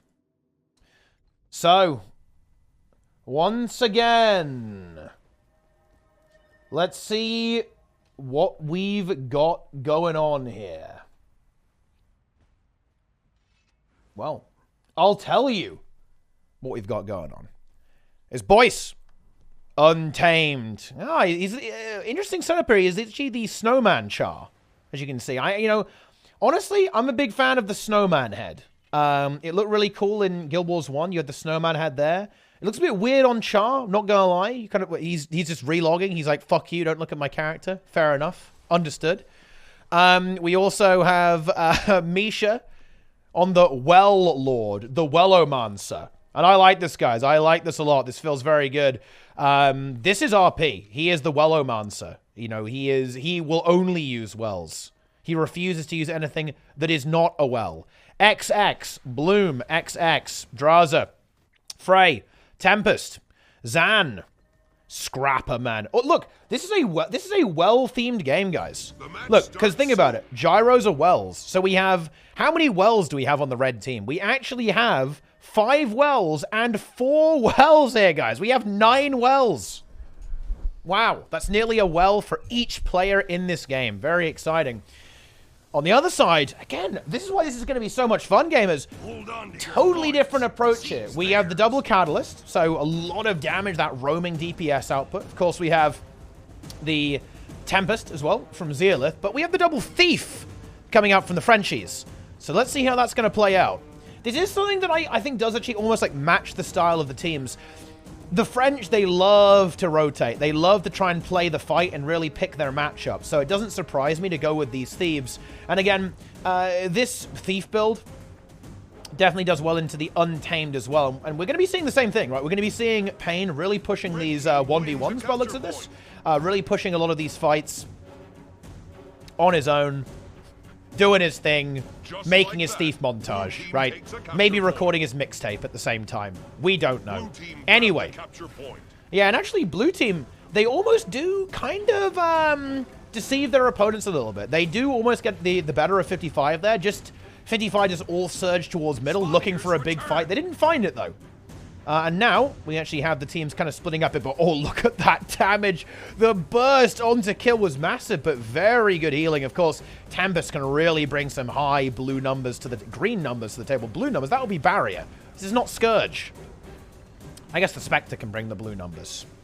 The big blue numbers. But this fight is going to be an interesting one. Like, I feel like 55 should just have so much damage they can punch through, but that Scrapper having a very tough time to survive there. Zan really getting beaten down by the Spectre. And the Catalyst there from Kill. We have the 1v1 over here, and yeah, Grimjack just flat winning it too. We love to see that. Into Draza. Draza having some difficulty, and looks like Grimjack will be able to secure this node relatively soon. However, Zan is moving in. Here we go. Zan moving into play here, and that is going to force the retreat here from the blue Catalyst. We'll need some help pretty soon. Will the Thief be able to make it? That's the question. That's the big question. Grimjack is able to get away, though. That Lightning Flash coming in very handy, though. That teleportation ability, very useful. Thief decap here. There it is. And Boyce looking to lurk in. And actually, it's a very interesting game so far. Like, I don't want to say that 55 are maybe... a little bit on the rusty side, but I think they're not quite figuring out where they want to be just yet. I think what's really always fun to watch here is that teams like 55, they will actually kind of almost like improve on the fly dynamically. I think they'll, you know, as the tournament goes on, they will get better and adapt to what their opponents are doing. This is, of course, true of all high-level teams, but it does feel like they're not where they need to be right now. They came here looking for a fight, and they haven't found it yet. And I think this is very intelligent play here by French Cheese. French Cheese is saying, yeah, we know you guys are super scary in that 5v5. We're running 2 Thieves. How about we just don't fight you? How about we don't fight you in a 3v3 or a 4v4? We're going to kind of dodge it. We're going to run around in circles, right? And, you know, confuse you. And so far, they're doing a good job of it, actually. Red team, though, do now manage to almost like counter bamboozle their opponents. You know, it's famous last words, guys. I don't know why I ever say this, right? You know, I feel like I've cursed them immediately. As now, Red team are now going to triple count their opponents. They do manage to find a kill. Frey is dead. So that is something. But yeah, Blue team was very committed to having these 3 players committed here. Didn't really work out super well for them. Boyce in a little bit of trouble, though. Did manage to secure that node, but is now going to have to run away. Gets the stealth and disengages very effectively. Ooh, however, the Thief is on the hunt, and no cooldowns here for Boyce. He can't really get out of this super easily. He's going to have to survive with kiting. Bloom XX has arrived to save the day, though, which is very big. Thieves from the blue team trying to make something happen. And we do have the decap coming through. There we are. What's this fight over here? This fight over here is very, very stale. It does get destaled, though, as Zan gets eliminated. But Frey is now returned, and I think alongside Misha, we'll be able to stall this fight for a long, long time. Both of these builds, very durable. And that Chronomancer, it loves to stand on the point. Look at it go. It does not care whatsoever. You can see here, Misha, very resilient and being supported, and that's the, you know, that's where the staff comes in, right? Like the staff Tempest is very nice for this. Like he can very easily support his ally without actually being on the node, right? A lot of range support coming through here, which is very nice here for the red team, but still a very intense match. Ooh, Grimjack has been taken out. Is there some revival coming through? It looks like the precast is happening. It does land. Very nice precast there. Looks like the pain train is going to continue, though. Speaking of pain, a little bit low on the other side. Does get the stealth. Grimjack re-sustaining himself. Good recovery here by the blue team. You love to see that. Ooh, but the Spectre gets blown up. And that's going to be a confirmed kill there, I think, for 55. And yeah, this is where they really want to be. They love to fight here. And I actually think they have, looks like 55 have managed to recombobulate themselves a little bit. XX, Bloom XX. Oh, I like that play there. Zealith actually burned Tornado to try and contest that because this is how, it's going to be a tight match. You can see it's a relatively slow game too with over 5 minutes in and not a huge point score as of yet. So holding on to that node would have been fantastic. Grabbing that double cap would have been beautiful. But unfortunately, just one tick off, I believe. For the blue team. Having said that, I think we are going to see Grim come in and take this 1v1, and then we are going to see the Daredevil rotate away, although we'll actually probably end up staying here as we have Boyce also approaching with the Untamed. 55 pulling ahead just barely. Kill on Catalyst, no answer. That will be neutralized. We'll probably push for a full node there. Spectre God X will just go ahead and try and stall here a little bit, keeping Frey and Zan busy. A massive grenade barrage did land onto the Spectre. And even though we have actually seen the Spectre do pretty well into this matchup there, you know, the condition application is very annoying. I think because the Spectre's quite far ahead already because of that initial burst, I don't think the Spectre's going to be super confident to take this fight. Ooh. This 2v2 turned into a 2v3, did not go well. Grimjack actually kills himself by the beast to accelerate his respawn there. It's a big play, I like that. Kind of, you know, imitating Helio, but intentionally this time. Still, an intense matchup here. Pain forced to disengage away from that in a little bit of trouble. But 55 picking up that kill. It's an important kill to find there on the Catalyst. It's getting a few advantages here and there. Let's see, what will be the French response here? They're not really in a good spot right now. Like, this is the vulnerability point. They can maybe try to get rid of Draza, but Draza is already on a good kiting spot. I think he can simply disengage this relatively easily. Has the block, still has Lightning Flash and Armor of Earth. I don't see this Catalyst dying here. No, it's not going to happen. And elsewhere, not really many good matchups on the map, unfortunately. For the blue team, they're going to need a little bit more than that, I think. Spectre God X under pressure again, and it's not a surprise to me whatsoever that we see a very high focus here on that Thief. Spectre, even though it is still a Thief, of course, definitely one of those builds that can be very susceptible to focus fire. It can be shut down quite aggressively. You don't have that massive shroud buffer that you used to. Ooh, Frey getting absolutely melted, though, a little bit. All gets bonked by the wall. That's a big kill. But can they get more? They need more than this, I think. And Zan and Misha, they're kind of okay here. Maybe Zan could be found. Looks like he is going to go down. Yep, there we go. A massive burst. What about Misha? Could we see a third kill in favor of the French? Kind of needs to happen. Grimjack will resume this 1v1. Should be able to neutralize this, I think, at the very least. Boyce disengaging. It's a very wise move here. This fight on middle is long gone and should be able to at least get a decap here. Well, can the Thief actually make it in time? I don't think so, to be honest. Or maybe? Oh, there's no steal. Or might have to... Probably doesn't want a shadow step for this. And yeah, well, I mean, Thief won't be able to hold the node super well anyway, right? Because of stealth and so on. So I guess it doesn't really matter. But yeah, it does manage to at least prevent Boyce from securing that node. Ooh, Misha about to die here too. Really held hard, right? A big hold, a huge hold. Really big hold there. By Misha, but unfortunately does eventually get killed. Can't get reinforced. Ooh, Grimjack does get hard bursted. Ooh, and so does Zealith. Unfortunately, they maybe, well, oh no. It's hard to say. Oh, you just don't die.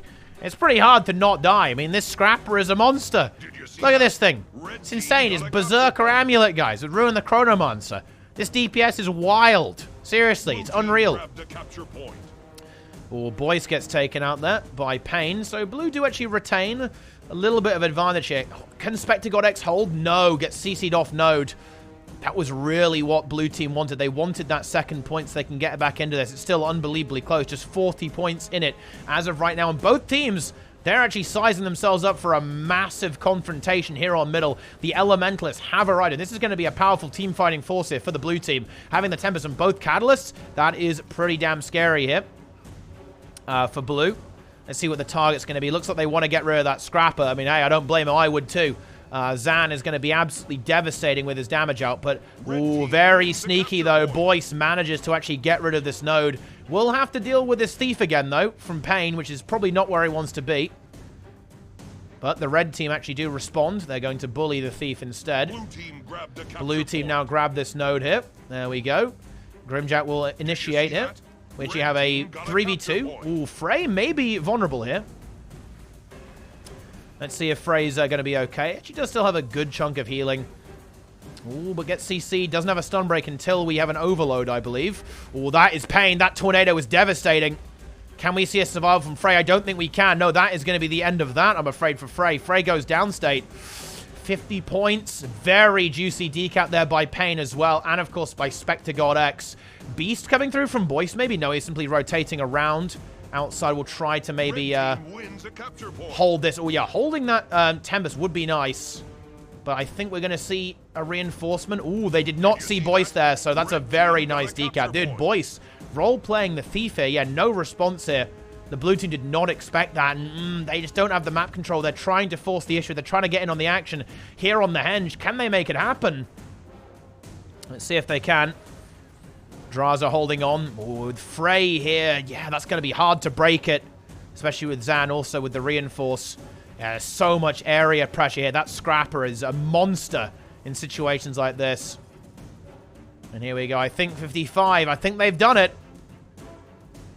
We need to see some serious action happening very, very soon if blue team wants to win. They've got 3 minutes. Of course, they will have another opportunity to win later on in the elimination rounds. But I think they may have to refine their strategies here. Even though they had a very nice start, I think. And 55 definitely look a little bit thrown off the rhythm. 55 adapted very, very quickly. They really, really did.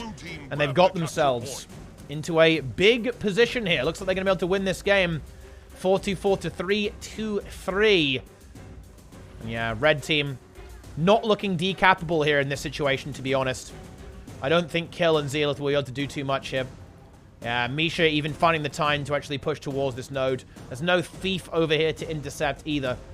So unless there's some kind of insane miracle, I'm not seeing it. I am not seeing it, my friends.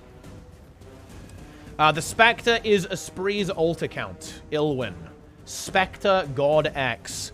Frey is dead, but, as you can see, it's not going to matter. Well, I mean, no, it's not. Well, maybe it is. They need to get that rally. It might end up a little spicy. This node's a big problem. There's no answer to this, right? Grimjack should be able to survive, I think, has the cooldowns, but Misha, the Master of Disaster, picks up the mine, then moves over towards middle. You can see Kill in a 1v2 will not be able to sustain that whatsoever. And red team just held for such a long time over here, and they're still holding, right? There's 3 players here for only 2. Zan and Draza being super annoying. The Scrapper and the Catalyst being very, very annoying here. Just slowing the game down as much as they possibly can. Misha picks up the middle node. Pain goes for this decapture, but unfortunately, the Tempest is waiting.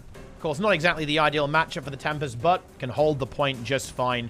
That Stoneheart will be very frustrating to deal with. There's simply so much damage reduction that the Thief is going to glance off. It's going to be going to bounce directly off, guys. It's not going to work, unfortunately, here for the Thief. And 55 have achieved victory.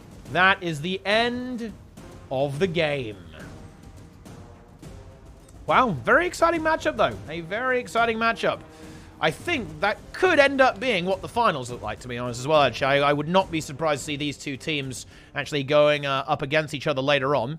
Let's see how the Chunsu versus Vibrian match is progressing. It may well be over. In fact, that... Wait, I think it actually is over. I believe that may actually be the slowest game that is happening. Yeah, it looks like that is the case. And we're going on to the elimination rounds now. So, as expected, we actually do have... our top 4, in my opinion, which is going to be 55, Zealith, Vibrian, and Chunsu. So, in terms of the quarterfinals, I mean, yeah, 55 definitely having a pretty cozy side of the bracket here. I think none of these teams are going to have a very easy time against 55, to be honest. Yeah. it's going to be 55 will almost certainly end up in the finals here. Ancient Contenders, definitely a strong roster, 100%. But they'll definitely have difficulty versus 55, I think. So we should be looking at 55 in the finals. And then it's going to be Zealeth versus Vabrian, and then Chunsu versus, what is this, Autobahn Motorsport. That's a fun name. I like that. I think this is going to be the match. This one. This is going to be the match here. It's going to be Chunsu versus Vabrian. Definitely a fun rematch as well, actually, because, of course, we did see these two teams.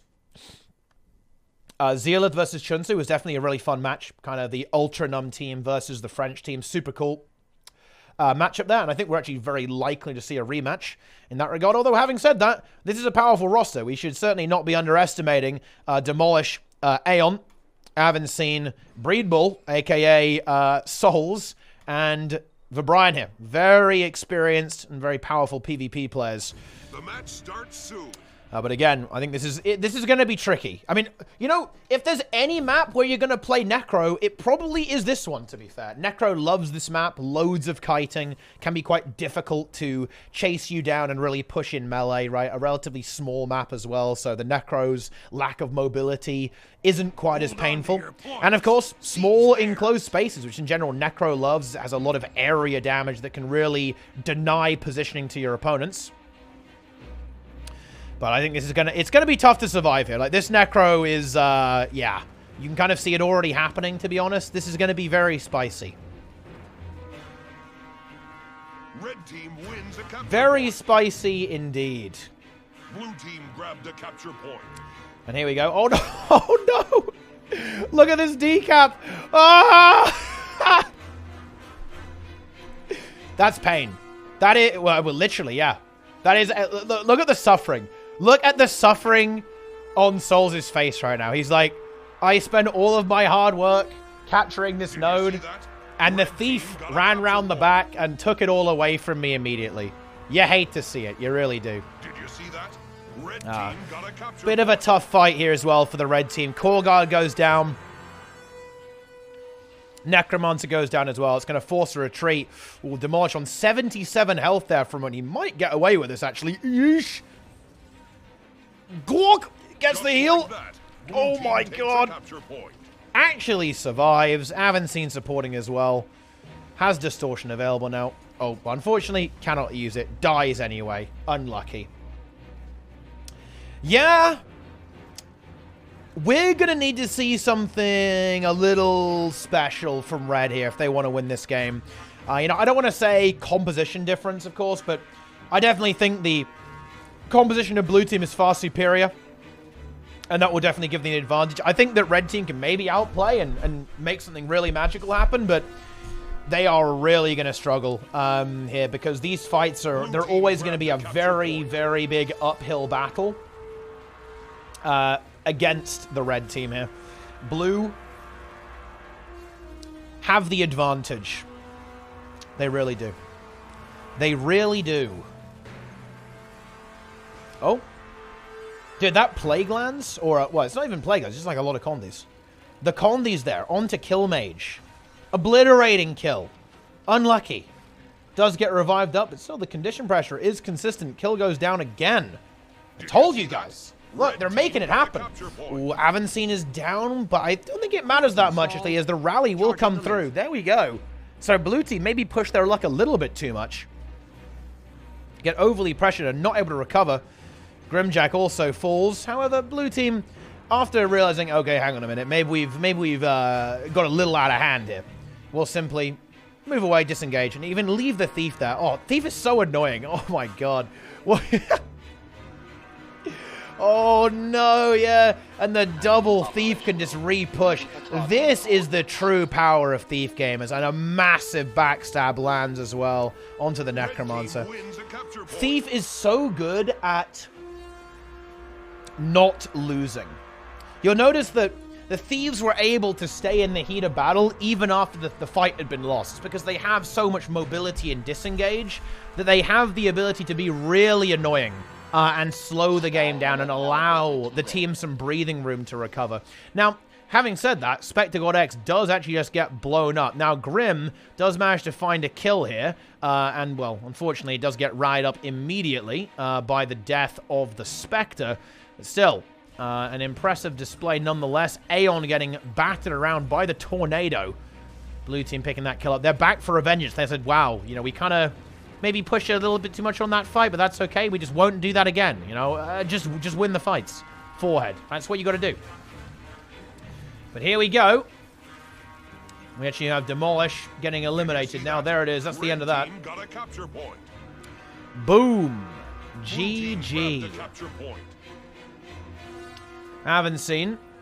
Also in a bit of trouble here. Tries to run away as much as possible. And, you know, there's a bit of a game going on here, actually. I was certainly expecting this to be a very difficult matchup. And I think it still is in a way. But the score is pretty close. You know, Red Team doing a good job here. Holding on. Trying to make this work. They've got that double cap. Problem is that this core guardian is completely isolated. Oh, dude, I'm not fresh. You know, we've got to get some energy going here. All right, I'm not feeling the energy. Look at all those combis. That's a lot of condition pressure there. I think Aeon was trying to die to falling damage there. Actually, he was unfortunately not quite able to make it. Basically, getting a faster respawn. Demolish in a bit of trouble as well. Maybe, well, I mean, that will be an unhinged revival. That's not going to happen. I think just a die on node situation. Yep, it's going to be die on node for Demolish. There we go. Wants to get cleaned out as fast as possible to reset. Blue team starting to power ahead a little bit now. Oh, no, the Necromancer does not want to be here. This is really bad. Oh, no. Ow, ow, ow, ow, ow. Might be able to somehow wriggle away. Has the Flesh Worm, and I think there's not a lot. Oh, no, where's the Thief is going to be around, though. Oh, no, here comes Spectre God X. Aeon respawns, which is nice, actually. That will be a good chunk of healing. Charging the laser. Onto the Necro. You can see here that has worked pretty well, as you can see. Necro back in the mix. And this is why Necro loves this map, right? Very hard to attack the Necromancer when they can just stand on terrain like that. The weakness of the Necro is being attacked. Blue team, they have now locked down the side nodes, though. Spectre God X will begin this 1v1. I haven't seen bleeding out here. Right before the hammer, in fact, actually. In position to vapor form through the portal, I suppose. Meanwhile, we have the Spellbreaker from Red just trying to hold on here on that middle node. However, Kill and Zealith are here to interfere with this particular point. Don't think they're going to be going down anytime soon. That Duo LE combo, quite powerful, actually. Very durable. Hammer is being threatened, so that does force the Spellbreaker to lead, but actually already pretty low. Does have a heal skill, but actually gets interrupted. Oh, no. Yeah. Was maybe a little bit too low to attempt that very ambitious attempt to hold on there by the Spellbreaker. Gets thwarted very quickly by the Blue Catalyst, and that's not a time to be dying there. That's going to neutralize point B because of the hammer, of course. Necromancer very, very low too, being chased down by Killmage. Has a little bit of Shroud left over, but with a Catalyst arriving, this is very scary. Hammer Catalyst too, by the way, actually. Kind of interesting. So we actually, I wonder if we're going to see that from Grimjack in the finals as well over the Scepter. Will be interesting to see. Here we go. And now blue team looking great. Yeah, we have this Hammer Catalyst here, ready to go. Now, of course, Hammer Catalyst does get a little bit trolled here by Spellbreaker because, of course, putting down your spheres almost guarantees a full counter from the opponent because pulsing AoEs, obviously, they're very easy for the warrior to get some value out of and activate that full counter as often as possible. Necromancer down again. Seriously, is it Bully the Necromancer day? Well, I mean, I guess that's every day right now in PvP, actually, but yeah, gets a clutch revive, but unfortunately dies again immediately. I haven't seen, gave his life for Whisper in the Void. Oh, the port kind of bamboozles the French cheese there for a moment, but not for long. The Thief and the Elementalist, here they come, and I don't think this Necromancer is surviving for very much longer whatsoever. Another +1 there, onto Rich Flex as well. Spellbreaker gets immobilized, might be able to actually get away, has the banner for a bit of sustain. Just barely, but yeah, you can see the red team has kind of been devastated here a little bit. They've lost a huge amount of their players. Necromancer bleeding out. I think this warrior probably ends up dead as well eventually. There's just too much damage here. Yeah, Spectre God X is in play. I think it's really hard to get out of this situation. Does have the heal skill made, but it's interrupted, unfortunately. Has the full counter, but the CC chain there from the elite skill. The elite well, the gravity well is devastating, and the warrior does end up going down. I believe this is going to be a pretty clear-cut game here. Well, you know, definitely a good fight there, but a tough matchup nonetheless. What's going on with this matchup? No, believe me, I know that Vabrian is an excellent player. However, I also happen to know that Necromancer is not an excellent build. Red team wins a capture point. Because I'd say Vabrian, most known for playing Revenant, I want to say, actually. Particularly back in kind of the Dual Herald days. That was the big Rev gameplay. We do have ourselves a full-on match, though, actually, between these two rosters. We have, on the red team, it's going to be Acid, Fallon, Draw 2 Card. me and you. And Kingsbong are some good old names here. Going up against Donkey Kong, Embrace the Dankness, Baxter, Zen Voodoo, and Decent Necromancer. And, ooh, that Reaper just finds a kill on Fallon. Stomp comes through, no revival possible from the opponents there. Blue with a little bit of a lead. Ooh, and that big death charge does actually land. I think the Signet is also going to connect, though. But hang on. This Virtuoso does not have Blink available. Does have the heal skill, so is able to maybe get away with this. Has a Blink in a few moments. Ooh, the Skyhammer, though, as well, is very scary. And this Virtuoso is in so much trouble. Has nothing left. Does have the block. That might be enough. Oh, no, with the 3 burns that she applied. Oh, Distortion, the chain. Blade Renewal into the Blade Song Distort, and then Acid respawns there as well with the Resustain. Very, very big. Virtuoso kind of gets away with it. Needs to break combat, though. Very low on health. And red team cling on. That was a good chain of abilities to survive there by the red Virtuoso. Spock are unbelievably low. Zen Voodoo moving in for the kill. Again, this Thief also needs to break combat, to be honest. Red team pick up the second node. Virtuoso raid a hole, but again, everyone's just permanently dead in this matchup. Seriously, everyone's dead all the time. Gets neutralized there. Okay. Yeah, Renachad Belzadar. I will play Renegade. I will embrace the Renegade. Embrace the dankness. Blue team grabbed a capture point. Very big. Okay. Let's see what we got going on here. I'll tell you what we got going on here. We have the red team dying. Unlucky. And they were just coming back as well. I don't think we can really make too many judgments about who's actually winning. A very back and forth game. Looks like blue team actually have got themselves into the lead.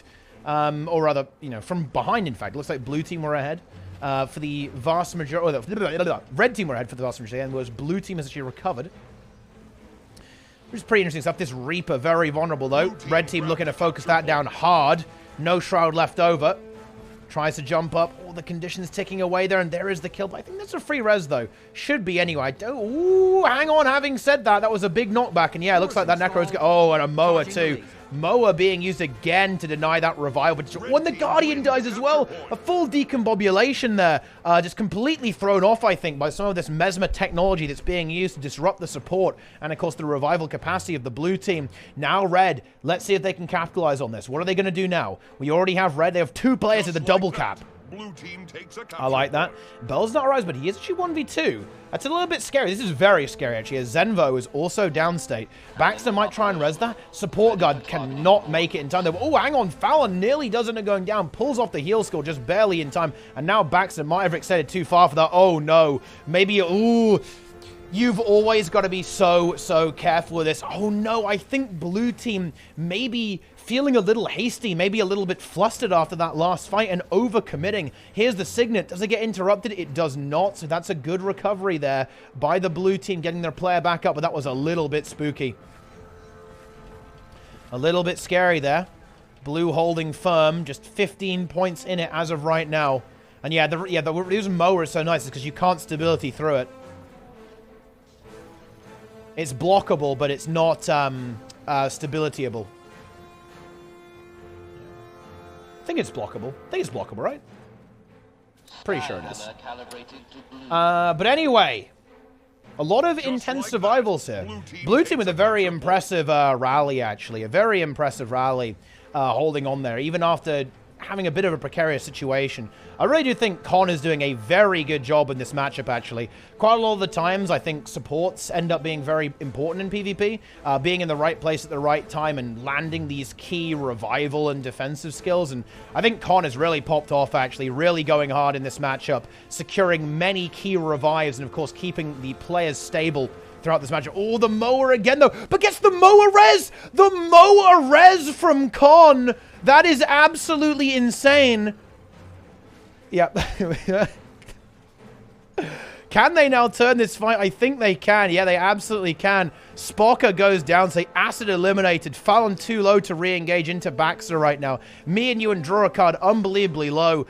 Is that the winning move here from blue team? Baxter does die to Fallon. That's a very nice kill from Fallon being locked in, but I'm not sure if it's going to be enough. We have things being kept neutral, but red team can't really get middle either. The core guard is not going to do anything here in this very hilarious duel of fates, support versus support. Now we see blue team also reinforced with the Reaper and the Renegade. Oh, me and you, the Catalyst, so unbelievably low already. Does get a full re-sustain, which is lovely. Red now do have that single node from that kill that Fallon secured, but the question is this going to be enough?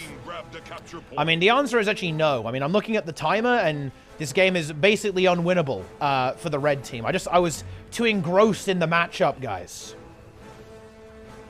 Yeah. Rezzing while mowered. Yes. You saw it here first, my friends. The mower revive from God Gamer Con. But yeah, it looks like blue are going to get a well-deserved victory. A very well-deserved and hard-fought victory here, in fact, from our blue team. All they have to do is just not, well, I mean, they can't lose anymore. This timer is going to end this one way or another. They cannot get enough points unless they somehow hack the game. But that is going to be GG, well played. And there it is. Donkey Kong and friends will advance. Chocolate versus rank 55 Dragons. Going to be a tough matchup. Let's take a look at this one. This is a big rematch here. We saw this in Swiss. It was an excellent matchup, actually. Of course, ultra scuffed, essentially. Chunsu, confusing gameplay on the support Tempest. Big Elementalist fan. Used to message me nearly every day telling ArenaNet to buff Tempest. Well, hey, you know, I guess we kind of got there in the end. Fly. Kind of a concealing here, actually, right now. On the Daredevil, but to be clear, this is actually kind of a different gear template to what he may be running. Just concealing what he's going to be playing. Could be a Spectre, could be a Daredevil. Floody on the Scrapper. Ooh, with utility goggles. Dude, the prophecy of CMC has actually come through here. CMC has said they'll keep buffing this until it gets played, and CMC is going to be very happy to see this, actually, as we now have utility goggles being played there for that resistance to remove that blind. Of course, a lot of condition removal and resistance with a stun break as well. There you have it, Capablanca on the Catalyst. Standard stuff here, nothing crazy. It's the Catalyst build. You guys know the Catalyst build, right? It's this thing. And Xeon on Untamed. It's going to be Glypholith, Zeolith on the Tempest. Seen a lot of different elite skills too. Tornado being played by the French, and Rebound, I believe, by rank 55 Dragons. Of course, I guess what's really fun about Rebound is that you can actually use it, of course, to generate more auras as well. It's kind of the lesser known part of Rebound, is that if the effect expires, in other words, you don't have a killing blow to negate, you in fact get an aura. So you can use that to generate an extra shocking aura, a magnetic aura, of course, for stability. Whatever you want to do, it can all get locked in. Very big usage there, cancelling the Earth Overload, because you can keep the stability and then use the glyph to cover it so it doesn't get interrupted. Very, very big there by Chunsu recovering that. But actually, it is going to be a Spectre coming out, by the way, here from Fly. But actually, the focus is very heavy. But it looks like, I think, Red Team should end up winning this fight. Azil is going to be very, very low, rallying up that Spectre. Still incredibly low health, though. Needs to use some wells to get the hell out of here or generate some life force. Is able to do so quite nicely. And the healing and the support from Chunsu is very heavy, actually, with that staff. Very massive. Meanwhile, we now see Spectre God X trying to get all over the place. Just trying to stall here for a little bit, as much as they can, but actually maybe pushing their luck a little bit. I mean, that is greedy. That is greedy as hell. Zeolith is now back in the mix. Does have the glyph. Is going to go for it. Oh, gold! Doesn't land it, though, unfortunately. Cancels it at the very last second. That was a very nice team play there. The Thief, I believe, tried to get a little bit closer, right? And then the Tempest desperately tried to get the revive, but unfortunately it was not quite enough. Blue team still managed to control the side, though. And, of course, the Spectre is now back on their feet. Xeon taken out. There. And Grimjack actually going with Dagger Catalyst this time. We're seeing a lot of variants of builds. I'm very curious to see what Grim is going to go with in the finals. And look, this could be a big finals, guys. Seriously, we got to get hyped for this. Regardless, I mean, both these teams are excellent. Does look like Blue team seem to have the better idea of how to play this out. They're certainly doing a good job of it. Or if they could find Floody, that would be huge. Good support from the Tempest, though, getting Floody back at the fill. But yeah, you can see target locked. Target locked. Here it is. Kill that Scrapper.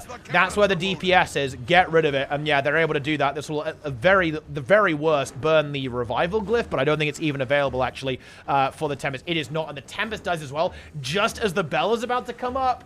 Ooh. Yeah, this is really, really bad. And Capablanca not looking good either. You know, we actually have the Thief and a Catalyst chasing down Capablanca. And the Thief, look at the mobility on that Thief. And of course, now when we're representing, this is the Deadly Arts, but with Trickery. There's some very serious DPS here, of course. A lot of the Thief builds are a lot more aggressive, right? Like, the previous Daredevil build with the Shadow Art stuff, it did damage, kind of, but also not really. It was like a half noodle. It was, you know, it was a bit of a noodle. However, the new Thief build, you can kind of get away with being a little more aggressive these days. And that's where you're seeing these Deadly Arts builds, you're seeing the Critical Strikes builds and so on. They deal a lot of damage. You know, the backstab is actually dangerous now. You've got to watch out for that. An undercooked noodle, yes. An undercooked noodle. Oh, yeah, looking real tough here, unfortunately, for Red. I believe they lost the bell, too. Yeah, they absolutely did. Yeah, this is not looking good at all. Ooh, and Spectre from the red team, not in a good spot either. Does have the SD, so a lot of evasion baked into this setup, which is really nice. Good healing there from the Tempest.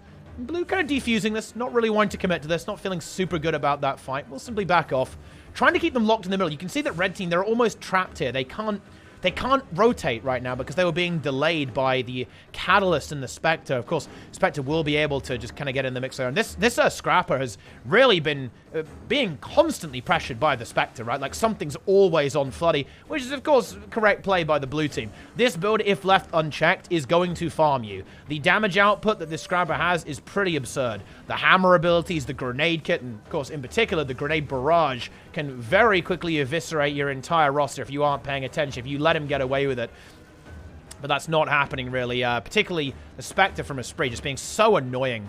Like with this dual attack in particular, right? This endless night attack, very, very annoying to deal with. Oh, and yeah, the Tempest gets isolated. Xeon about to go down there as well. Yeah, Grimjack finds this kill with that Catalyst, makes it happen. Dagger. Honestly, seriously, what build diversity? This is actually insane. Look at all of these builds that are seeing play. Has CMC actually done it? Were we wrong to doubt him? Is CMC the true God Emperor? Look at all this stuff. We actually have a lot going on. I admit there are 3 Elementalists here. I will concede that on the blue team. But look, if there was only 1 Catalyst, I think it's acceptable to have a Tempest as well. Okay, I think that's acceptable. Maybe we need Firebrand back, you know? Do we really want Firebrand back? I'm not sure if we want that back, but maybe we do. We got to mix it up, yeah? Hell yeah. We got to get it in the mix. This is not Copium, guys. CMC is the God Emperor. A lot of builds being played here. This is turning into a bit of a one-sided match, though, unfortunately. It does appear that the French cheese team looking very, very powerful. Very, very powerful indeed. Devastating their opponents with 400 points to 90. And honestly, that excites me for the finals games, because this was actually a pretty intense match in Swiss. This was intense. This was intense in Swiss. And now, we are actually seeing the French kind of dominate this game. They may have warmed up, they may have activated. There's the bell getting capped, and that's the end of that. Boom. This game starting a little bit slower, but yeah. Well, I mean, when I say slower, I mean it started later, I suppose would be a more appropriate way of putting it. But as you can see here, it is looking rough for the red team. And to be frank, I'm not I don't think there's that much to say here. This is 55, right? These are some of the most legendary players in the history of the game. They're obviously going to be doing a really good job here. They're obviously going to be a serious problem for anyone to deal with. And you can just see that happening right now. This could well be a 500-0 game. Simply because of the power level of these players right there. I think it's quite unlikely they really drop a kill or drop many points, of course, because the gamers are pretty powerful.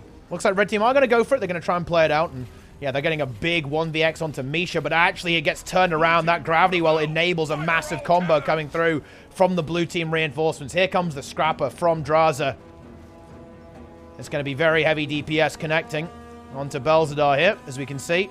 Decent Necromancer gets shut down. That's how it is. We can see here, Embrace the Darkness getting taken out. Boom. Donkey Kong eliminated as well, I imagine, very soon. Yep. Oh, boy. Yeah. I mean, we actually... Baxter does manage the sneaky run to the other side of the map. 55 must now concede the game. They have lost a node. They were not paying attention. The sneaky Chronomancer made it all the way. Very impressive stuff. We love to see it, guys. We absolutely love to see it. All right. But is it going to change the outcome of the match? Probably not. Blue team takes a capture point. I think we're going to be seeing Red Team just kind of go for maybe one more all-in push. Wait for respawns, probably. Gather themselves up, right, and go for a full all-in, maybe. Or they may simply concede the match. We'll have to see what they end up going for here. Still very well played, though, I think. I think this is a really cool roster here from Red. Some nice plays with a double Chronomancer, the Renegade, and the Reaper. Honestly, I think, you know, making it this far with a Necromancer, you know, considering the way the metagame is right now, pretty impressive, I would say. Boyce role-playing, actually. Hardcore role-playing. Big RP here, as you know. Char, guys, you can see here. He's kind of got the, you know, he's got the, you know... Oh! Oh! The emote spam is activating. What? He's surprised. What is this character? It's like the Su Wonbo with green pants and pink tattoos. And a pink hat. Interesting. Very interesting. Slightly disturbing, but you know what? That's how it is. Be ready to give the signal Katka. and return fire once the cannons are loaded. Game ending pretty damn soon.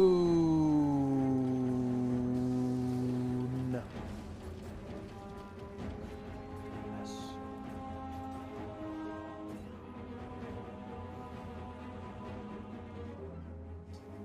Okay. This is it. Cannons loaded. Ring the It's bell times to like signal them to these fire. where, you know, I really wish that the NA tournament was staggered, because the NA finals are going on right now, it seems. I don't know if it's a good finals, though. Because, of course, I'm not sure, I'm not as familiar with the NA scene as EU, of course. So I don't know if it's actually good. Is it a good finals? Will it be an exciting finals? I don't know. We simply don't know. An EU team in finals, so interesting. I think when he's given the opportunity, Draza is gonna play, right, with Frey and Misha and Zan. All right, here we go. The grand finals of the monthly AT. It's been an exciting one. It's been a big tournament, a very spicy tournament, actually. It really is. Very spicy. A lot of great matches, a lot of great teams, very exciting things. And, ooh, we might be actually seeing a few adjustments here. Yeah, the French are maybe going to mix it up, actually. We might see some different builds actually coming out here. And we've seen Grimjack play a lot of variants, Scepter, Dagger, and Hammer. So we actually don't know what he's going to go with. Looks like Kill may be breaking out the Chronomancer, though. This duelist build that we see. Essentially very similar to the Misha build, except Misha running with an additional well, running with that well of senility as well, over the extra illusions, extra clones rather, from Mirror Images. Spectre God X, of course, the double thief is remaining from the French. There is the Marauder Daredevil here with Shadow Arts, Trickery, and Daredevil, obviously. And Spectre with Trickery, Deadly Arts, and Spectre. Boyce, Untamed, obviously making the Ranger happen. But look at this. We've got a lot of variety here, guys. Elementalist, Mesmer, Thief, Ranger, Mesmer, Engineer, Tempest, Elementalist again. Another Scrapper. It's double Scrapper. Oh, man. Okay. This is going to be explosive. Very explosive. So we actually do have the double Scrapper actually coming out here. Okay. Hold on to your Okay. Seize theirs. Let's see what we got here. Now, this is an interesting approach, because I think one thing about the Scrapper that you do have to be a little bit careful of, it can be quite vulnerable. You are quite fast and mobile, but if we could see some big kills coming out here onto these Scrappers, then there's some potential. I don't think we can call it. I don't think we can say, oh yeah, 55 GG. And it's going to be the Dagger Catalyst, actually, from Grimjack as well. Playing something a little bit different to take these 1v1s. Makes them very fast, of course. That Dagger offhand with air. Very, very speedy build. Very fast build indeed, and obviously a lot of sustain as well. The buffs to Dagger offhand were very significant. A lot of healing and condition cleanse now on that particular setup. And it's going to be the Virtuoso from Kill, in fact, actually. It's going to be... There it is. It's going to be Inspiration, same as always. This build is kind of annoying. I'm not going to lie, right? It's a lot of... Oh, it's Greatsword. This is some secret sauce, actually. This is some illegal French theorycraft, maybe even. Not unblockable, really tearing through that Chronomancer, actually, as you can see. One Dodge Man, of course, very reliant on the Aegis and the shield block. But Bladesworn is Bladesworn. Bear in mind, the Bladesworn, Virtuoso rather, you do have this unblockability from Psychic Riposte that can really tear through some of these defensives. Spectre God Exo just go down, so, ooh, and Grimjack in a little bit of trouble. Oh, Draza doing some serious work with those nades, able to find that kill. That's a big nade kill. Spectre God X coming in for the revive. Is that going to happen? No way. Look at the damage from Zan and Draza. It is simply way too much. Okay. Well, let's see what we got. Kill trying to make something happen. But it doesn't look like they're able to get rid of Misha. Even though they've... I think that this was kind of like a pick to try and deal with this, to try and deal with these blocks. Misha is just holding. He's just holding. He just won't die in these situations. And yeah, the first kill going to 55 is big, and this is a bit of a scary map, okay? This is a scary map here, because if you get locked down, you will get locked down, right? It's hard to make a recovery. It's very hard to get back into it. It's a very linear map, very small map. If you get triple capped, if you get forced back into your base, you do not want to be there. And so far, it does appear that this double Scrapper is just so much damage. It's too much DPS for the French to handle as of right now. Both Zan and Draz are just annihilating everything they come into contact with. And that's, of course, a really big problem. Zan maybe getting focused down. And, of course, this is going to be the key, as I mentioned at the start of the game. If the French can somehow focus down these Scrappers and get rid of them, then they can make it happen. But, these NGs playing really well, right? They're using the tools at their disposal. They've got that super speed application. They have the stealth even for the disengage. Very nice support as well, of course, from Frey. On that Staff Tempest, keeping everyone alive. And, yeah, so far, a very bleak game, in fact, I think, for the French. They've got to try to make something happen here, but they don't appear to have the damage to break through. It looks like they maybe tried to play... almost like a slightly slower style and try to basically kind of take over the map and just hold it, but they just don't appear to have the damage to actually break through here. Unfortunately for them. Did you see that? Okay. Red team got a capture point. And let's see, they do actually now have this node. That's big. And we actually have Pain 1v1 into Boyce. Looks like Pain will slowly be winning this node, of course. This Thief build, a very powerful duelist in its own right. Might be a little bit difficult to actually like fully confirm a kill onto the Ranger, but certainly will be able to force it away. Potentially get a capture here. Looks like that is going to happen.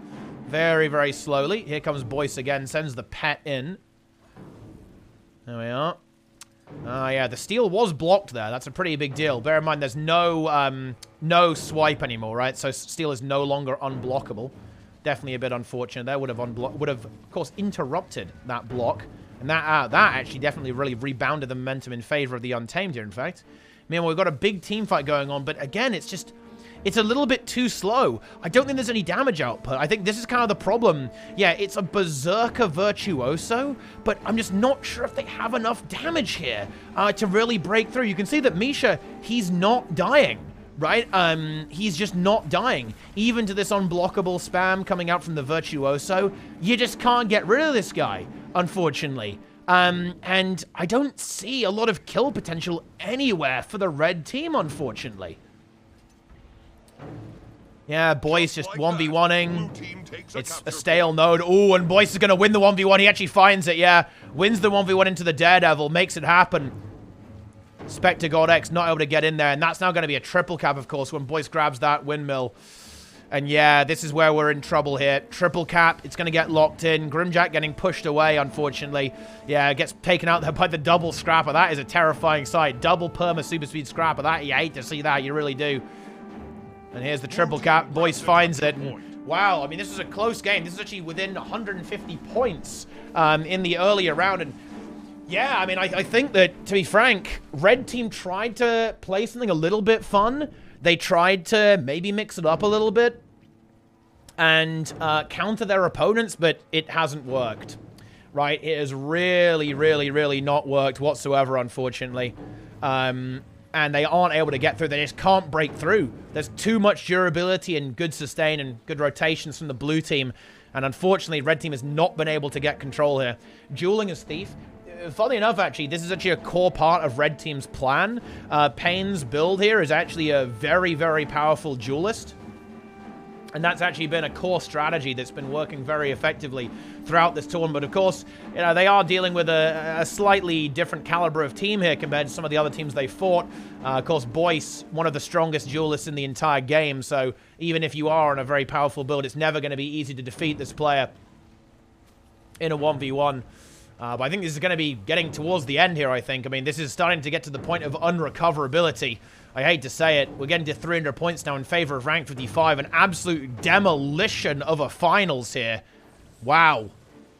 Yeah, 24 to 302. And again, I look at the map and I don't see any potential here, really, for red. They can't do anything here. They don't have damage. Like, Misha has been on mid the entire time. He just simply cannot be dislodged. Maybe he eventually gets neutralized here, but I'm not even sure if that's going to happen, to be honest with you. Over here, another kill secured by Draza onto Spectre God X. And yeah, there's just not much to be done here. The neutralization does come through eventually, but I'm not sure it's good enough. It's not enough, I'm afraid. It is over. 55 have returned. They have broken the win streak of the French. They broke them down, but I just don't think this is going to be enough. Unfortunate, yes. Very unfortunate stuff. Yeah. I do think the comp change did not really work out here, but I understand why they did this. To be clear, guys, the reason why this happened, game, is why did red team switch it up? Well, I think that they identified that they were having difficulty with their opponents in Swiss. So they were like, well, we've got to try and figure something out, right? We've got to maybe change the comp up a little bit. They tried to mix it up, but unfortunately, I do not think it really worked. I don't think the switch up has been very effective here whatsoever. In fact, I don't think this composition is working out very well for our red team here, unfortunately for them. And yeah, this is going to end up being a very decisive victory. Very, very decisive victory here, actually, for the blue team. Rank 55 Dragons. Just closing out this game now. Of course, they have the middle node captured. 6 minutes left on the clock. 80 points left in this game. Should be very much within their reach to get this lockdown. Another kill secured onto Spectre God X. Does get revived up, of course, but, well, I mean, it would have to be a little bit of a miracle, right? It would have to be a serious miracle situation in order to recover this particular matchup. But I think this is going to be the end. Red team maybe going for one last attempt. They have neutralized the entire map. We have Grimjack managing to secure this. Has the windmill. Do Do we actually see a cap here? No, I don't think Kill can really get this. Misha will be able to contest, yeah, at least keep this one neutral for a while. Maybe Red Team can win this fight, but I don't think they can. The problem is there's just so much damage. This double scrapper is just so much DPS. There's no real answer to this, unfortunately, from the Red Team. It's just not going to be enough. Look at these nades! It's disgusting. They're actually like nade auto-attacking in unison. The tornado is big. Could they maybe get a kill? Draza does go down. The nado from Zealot is huge, but no, the cleave! Oh, the Stomp actually does rally. We needed this like 10 minutes ago from the Red Team. And if they do get a triple cap, I guess they can technically win. Could this be the comeback of an eternity? Just like that. I don't think so. This is a problem, right? Like, the Scrapper just delaying. The support needs to get to middle, but got delayed significantly. Of course, by the Scrapper. Continuing to pressure the Spectre. And now the Spectre has to deal with Draza here. Oh, and that nade barrage was just so painful. Oh, God, no. That is just catastrophic. The Spectre. No, the Spectre's just going to get absolutely owned by the... He's just nade auto-attacking. It can't be stopped. Resistance is futile, my friends. Give in to the Scrapper. Embrace the Scrapper. Oh, dear, oh, dear, oh, dear. Deary, deary me. Way too much out there. And yeah, blue team, after a momentary lapse in control over the map, have gained it back immediately. Double Scrapper just bullying a spree. That is not good. There is the pain. There is the kill. And that's the end of that. And yeah, I mean, there was like a very short moment where Red Team was kind of doing something. But unfortunately, nades blew their dreams up before their very eyes. But yeah, that's going to be the end of that. That is the end of that. Frey is down, say, but I don't think it really matters that much. 4 points left, 2 points left, and that's it. 0 points, 55 dragons. Dethrone the French. French cheese demoted. A bit of interesting theory craft at the end, but unfortunately it simply did not work out for them, despite having a very close matchup in these Swiss rounds. 55 dragons take it in a very convincing fashion in the grand finals. That's how it is.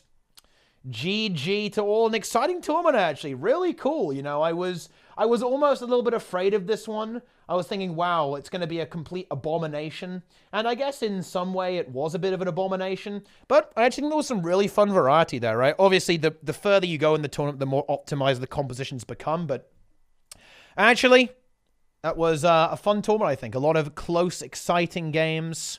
And a lot of different builds. You know, a lot of the teams had very different strategies, very different approaches, and views on the game. So, yeah, there you go.